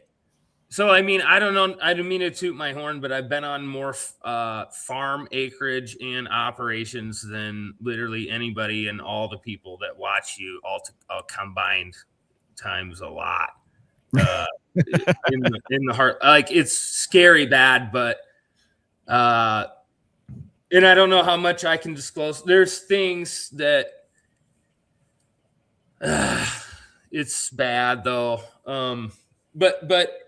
But in terms of what we can do, that I can talk about. And so the contraption, yeah, we're talking about is a husker, sorter, aspirator, cracker, 2,000 pounds of freaking hour.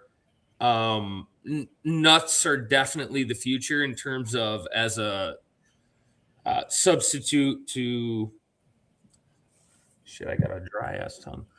Substitute to corn and soy for sure. I mean, hogs finish on nuts. A lot of different opportunities for nuts. Also, what I said before, like just dumb stuff, like a robot that could sort nuts and bolts. I was thinking about doing that at old people's homes and like literally just. There's so many nuts and bolts. America doesn't need to buy any from China for like a million years. I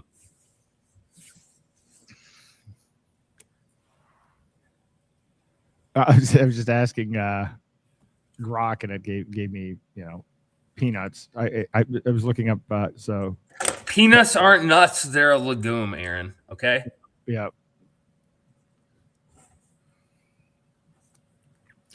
Yeah, I'm looking at these companies. The future is nuts. Yeah.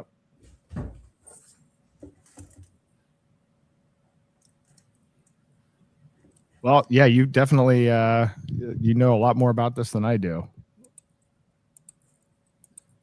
Well, ag's the future. I'm no Ben Falk. I mean, I'm no whatever, but I do know about setting up land. I mean, I've been on the land for a while. I've been setting up systems and different things that are pretty cool. I don't know. A lot of things that are very helpful. I think that AI can help with in the future, specifically if you can get like, imagine your own AI in the farm, but yours self-contained. What would that mean? What would that mean to be able to really have that and it's not on the USDA server? There are technological ways around it, a lot of different issues, especially, well, there's one technological way you can't get rid of, and you're right. You got to go south for the winter sometimes, Aaron. You need the sun and the ocean. Yep. I mean, if you don't get it once a year, I think you're dead by 60. But you got to go south. You got to get the ocean. Yep. I'm a big fan. I'm on top of a mountain in Colorado. Where are you guys at? The Paleozoic Plateau. Northwestern New Jersey. I'm in New Hampshire.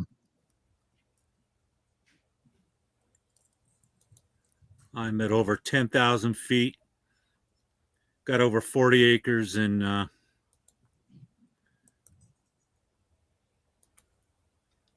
no neighbors.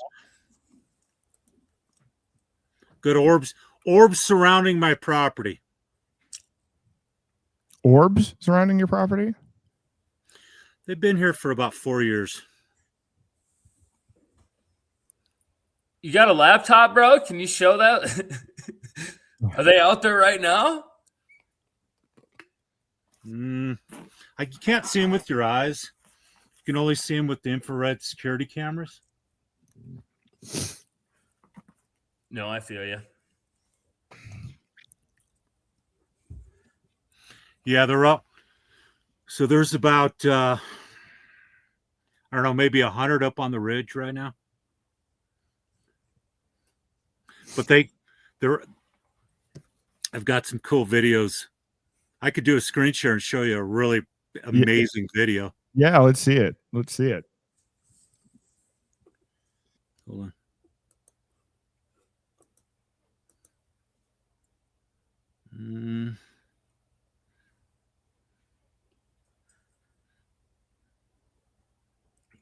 I don't have mouse over, so let's see. Present. There it is.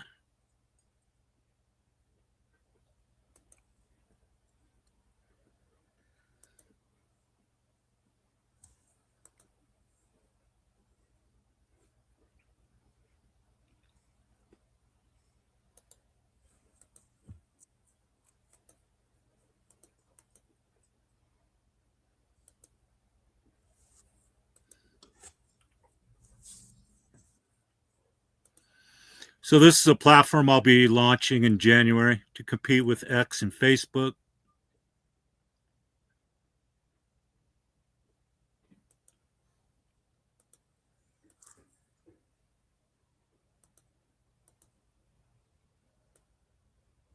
It's called freedom.buzz.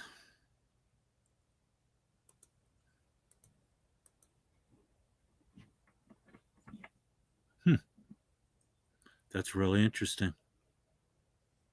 You got enough tabs, bro? Yeah. And that's only one browser. Wow. And I'm double booted. You know what's interesting is there it goes. What the hell's going on here? Nice Pete Hegseth.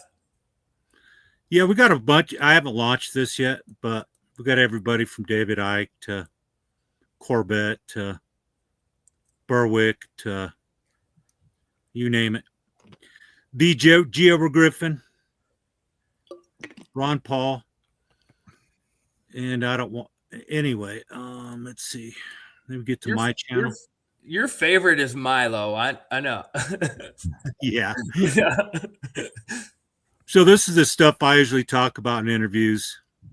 Is what they're doing with nanotech and Wicked. pretty interesting.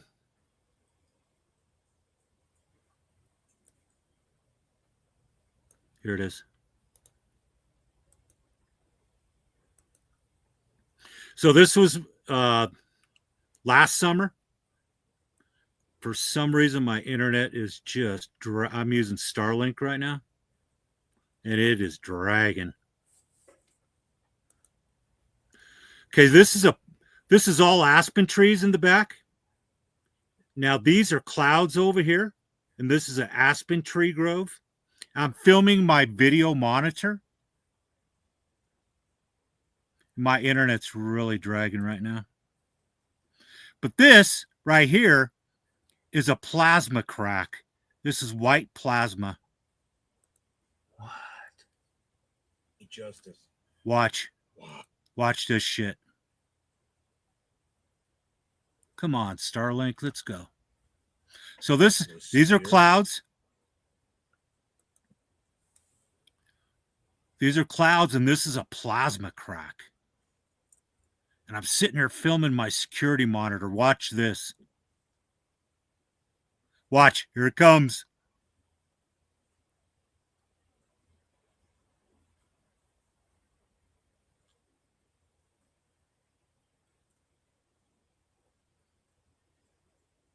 Came through right through the plasma crack. What the fuck? Man, dude. I know. I've got all kinds of videos. I haven't uploaded them. I mean,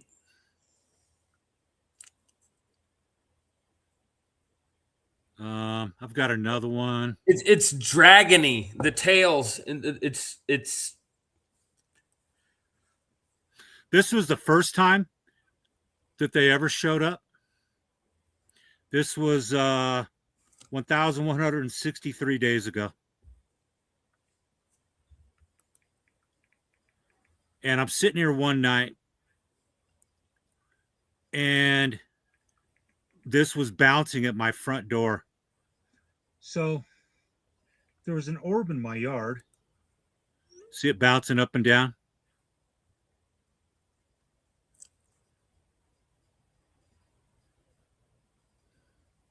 But yeah, there's one. There's usually quite a few of them out there.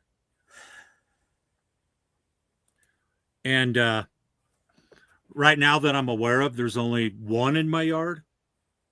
And it's just down the driveway.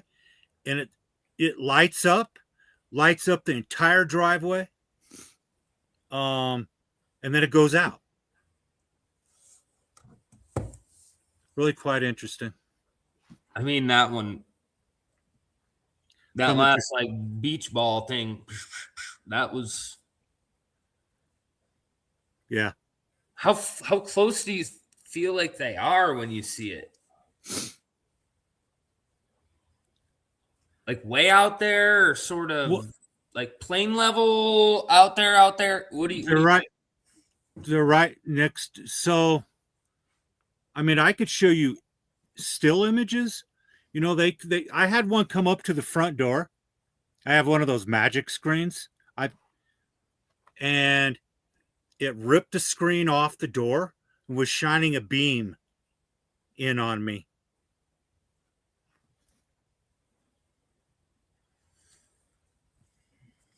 Are you near any like military facilities or anything? No. Good question. No.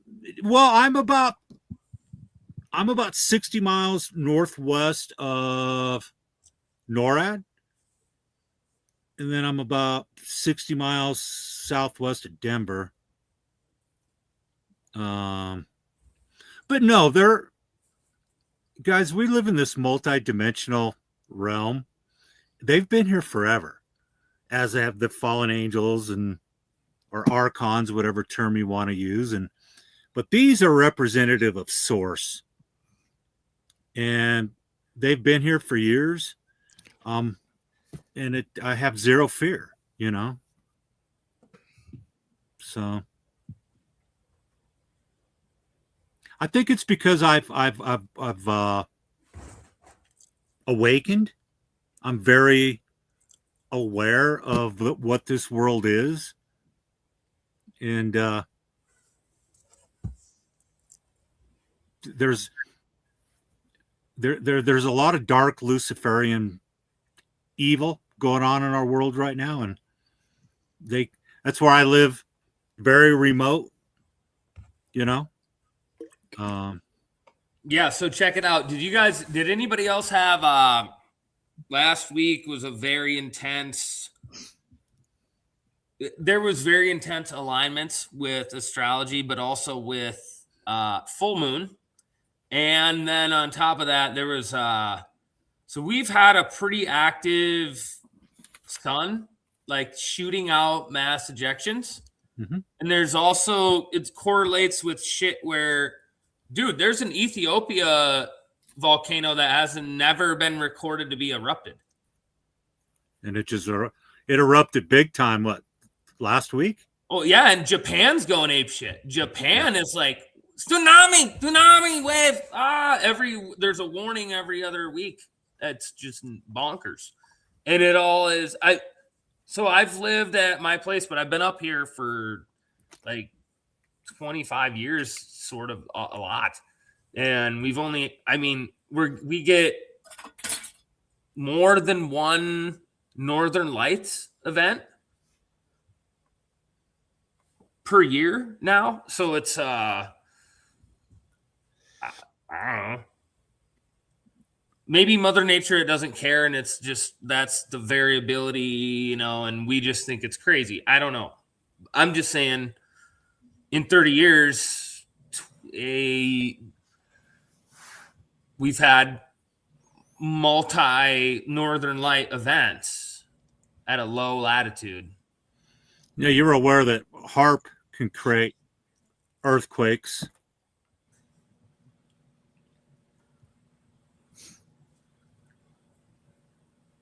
That's a question.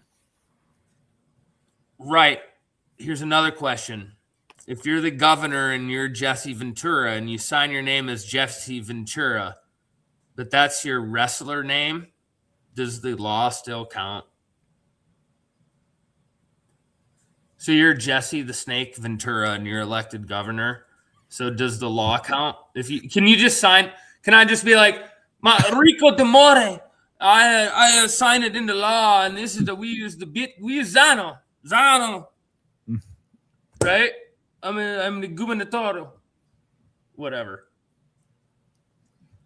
No, I don't think the law matters then. So, but he literally signed laws, Jesse Ventura. That's not his name. It is absolutely not his name. Yeah, but any state or government official that doesn't sign, I forget what the official document is called. Norm Macdonald can just show up and say Turd Ferguson, and then that's law. I mean, well, any government official that doesn't sign oath to the Constitution, none of anything that they sign into law is official. And most of the officials, administrative people under Biden never signed it. I have no idea about Trump, probably not. But, we've become a banana republic, and, that's why I don't do politics. It's the thought that counts. It's the thought.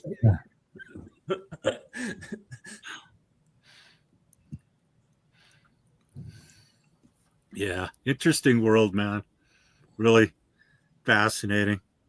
Yeah, no, the solar activity has been interesting. I mean, my feed has been populated with a lot of, all the billionaires are going underground because they're anticipating a near-term event.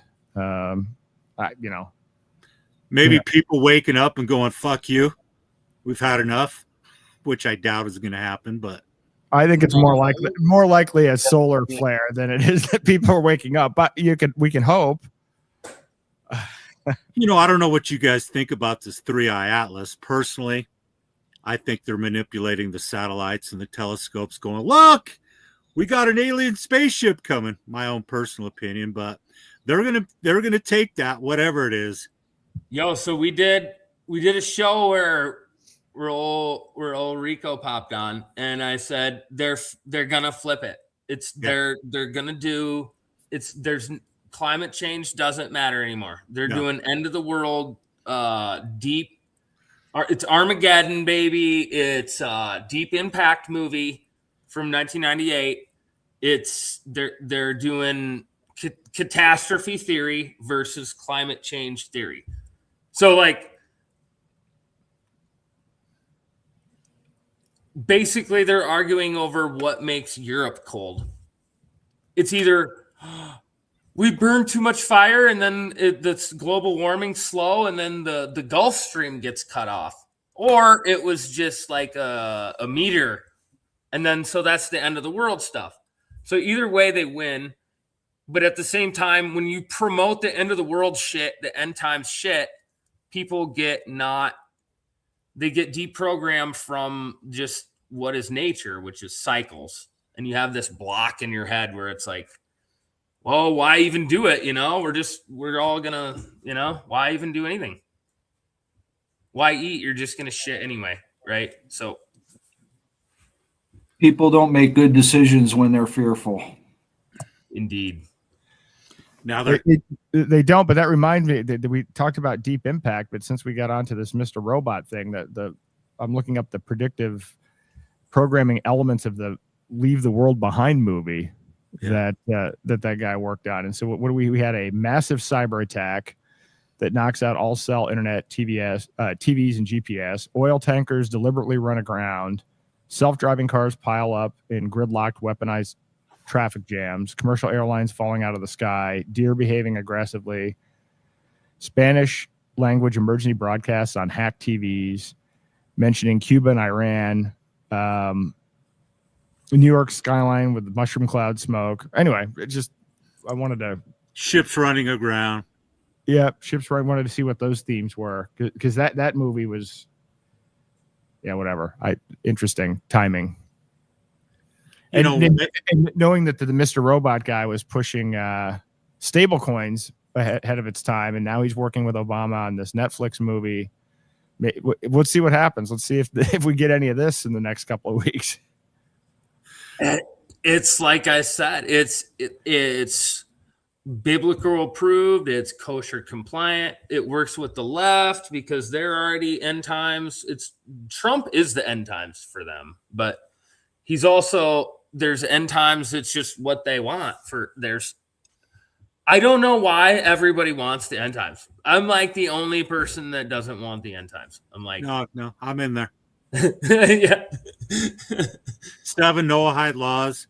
That's coming. It's just right. Yeah, when they pull the trigger on this, it's going to be domino after domino after domino, and the normal average person, NPC, they're just not going to know what's coming or going. It's going to be a new scamdemic, fake alien invasion, financial. Bro, people are texting me telling me that they filmed the same orbs that you just showed. Not this, like.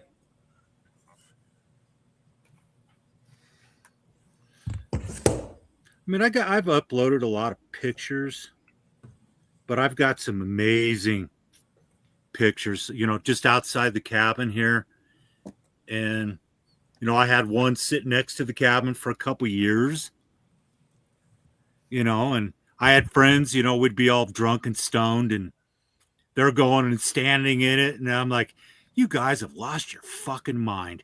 In the orb? Yeah. Yeah, they're drunk and stoned, so I don't care how messed up I am. I'm not going stand in the middle of an orb.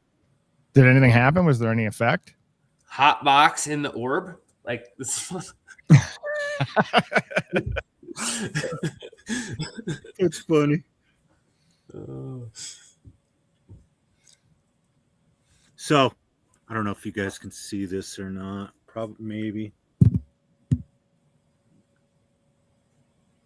That one was outside the cabin the other night. Man. Wow. You get to have all the fun. Like, is a lot of people around your area know this, or is it just you, or what? Guys, for a living, I used to wake people up. I did hundreds and hundreds of interviews and, talking about, the stuff that we talk about. And stuff that, since nobody really gets it and nobody does anything until they're affected, I just don't tell anybody shit anymore. You just get along. But I had one of my neighbors talking general things about, listen, I don't do politics, but I'm not a big fan of any politician. He's talking about all the great stuff that Trump is doing. And I just wanted to say to him, but bro, that's all great and stuff, but what about the digital slave system in which he's implementing? And what about warp speed and nanotech that connects people to body area networks that are controlled by artificial intelligence? Did you take the jab, by the way? Well, now you're connected to AI. And what are you going to do when they activate general artificial intelligence, and you're fucked? You're part of the singularity. That's where my world is. I don't want to talk about your fucking immigration bullshit because it was all intentional. Yep. Yep.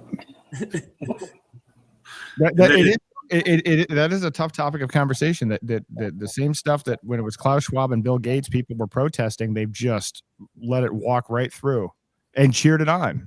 I don't know how do you fix that. You don't, because they're so fucking brainwashed and so basically elemental. Trump is going after Soros by appointing Soros's main guy to the most powerful position in the fucking world. I mean, that's chess beyond your imagination. Okay, so just stop it. I remember I was on Dan Happel's show in January 2019, and I had forgot that was QAnon's platform.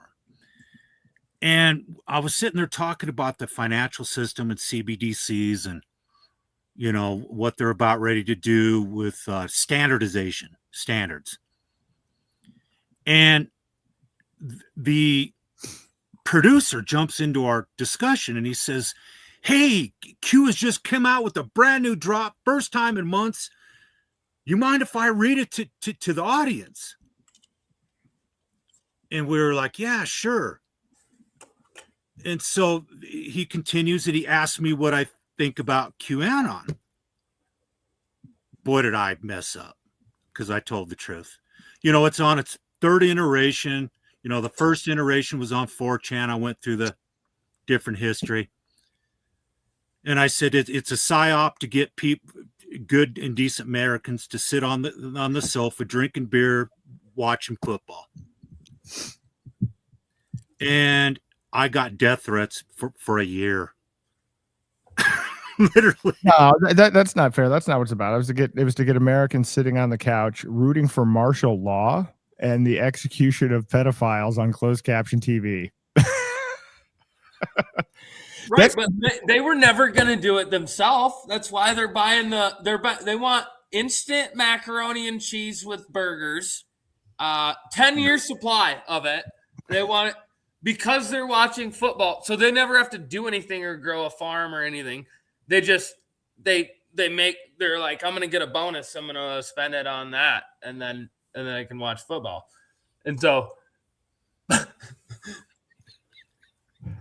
for real, the psychology of Americans is fascinating. That's why I was like, this Mr. Robot shit is bonkers. Why would they put that on? I mean, it is so anything. If you watch PsyOp Cinema, guys, you don't get to, Aaron, you don't get to make a movie and put stars and bars on an airplane and then say what the government's going to do unless you get pre-approval on a script, right? So everything that's out there, and there's some bonkers, crazy shit too. I mean, there's Larry Ellison. There's stuff on Paramount now. God, there was some series that. Anyway, it goes the distance, man. It's continuity. Why? It's just bonkers at why there's So it's true. There's maxims. Aaron, I don't know what your maxims are. You have good ones, but maybe consciously you don't repeat them. One great maxim is truth in movies. Like the news is 100% lie, but there is a shitloads of truth in actual movies and series. Yeah. You know what I mean? Yep. That's very true. Well, look, I hate to do this, but I need to get off, and I got to go to the bathroom and stretch a little bit because I have a 10 o'clock podcast that it might go for an hour and a half. I'm actually a little tired too, but listen, I hope you guys come back. This was a great conversation. We didn't write a book. We should. Next time we will write a book. We might need to do a book on the orbs. Yeah. Aaron, I replied to that email. I'm not sure if it goes to you, but I said hi to you this afternoon. Okay, I haven't checked I'll take a look. Yeah. Love to talk with you guys again. But next time, let's use my platform because I've got end-to-end encryption, and we can talk a little bit more about stuff that they don't want us to talk about. All right. Well, it's better. I like talking about this kind of stuff publicly, but sure, yeah, maybe we can check that out. So, let me see. Hold on here.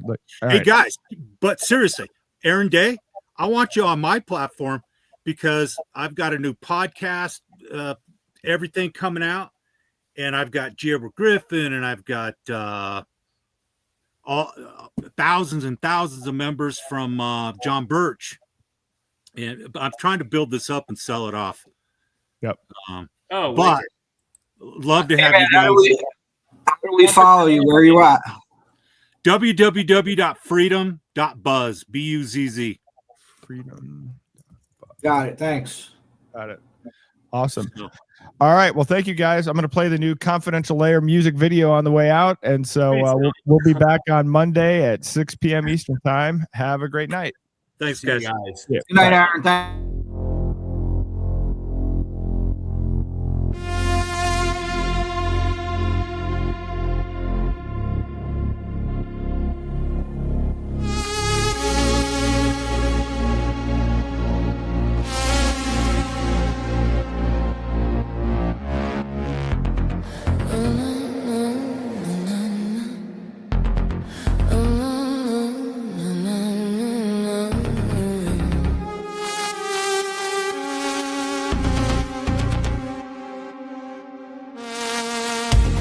Every transaction on the screen, Big Brother counts what you're worth. They know the coins you've never seen. Every wallet traced from birth. The telescreen sees everything now. Nowhere to hide, nowhere to run.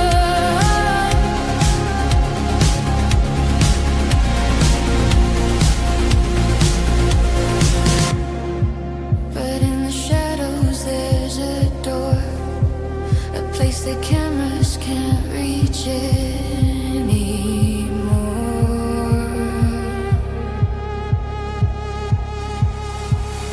Confidential layer, we disappear. Zeno burns the chains away, invisible to everything they fear. We meant our freedom today.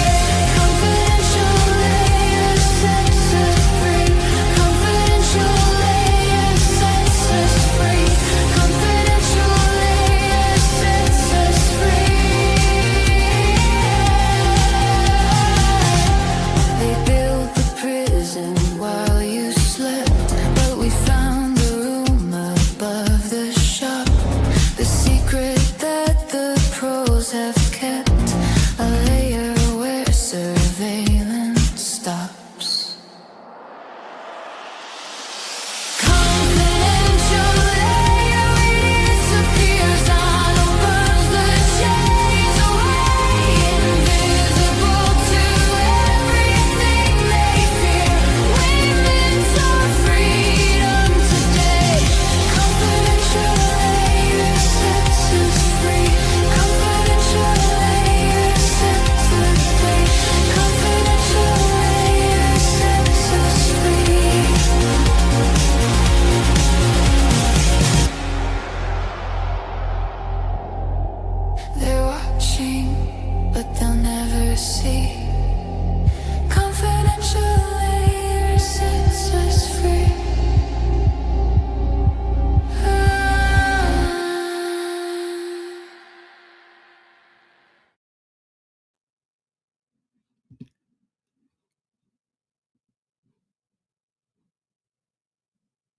Live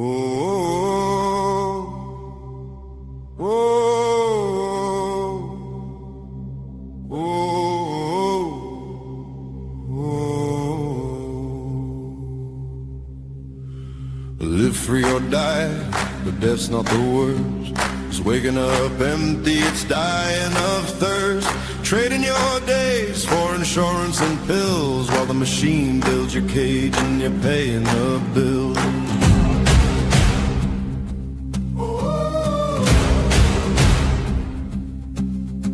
Quiet desperation, that's the real grave. A life half lived as a comfortable slave. This ain't what you were born for, you know it's true. You feel it in your chest, breaking through. They're wiring the walls, closing in, tracking your dollars underneath your skin. Left and right, same throne, same crown. No one stands up, no one makes a sound. They hand you a ballot like it means something real. Two wings of one bird, same deal, same steel. We say no, no to the chase, no to the dark.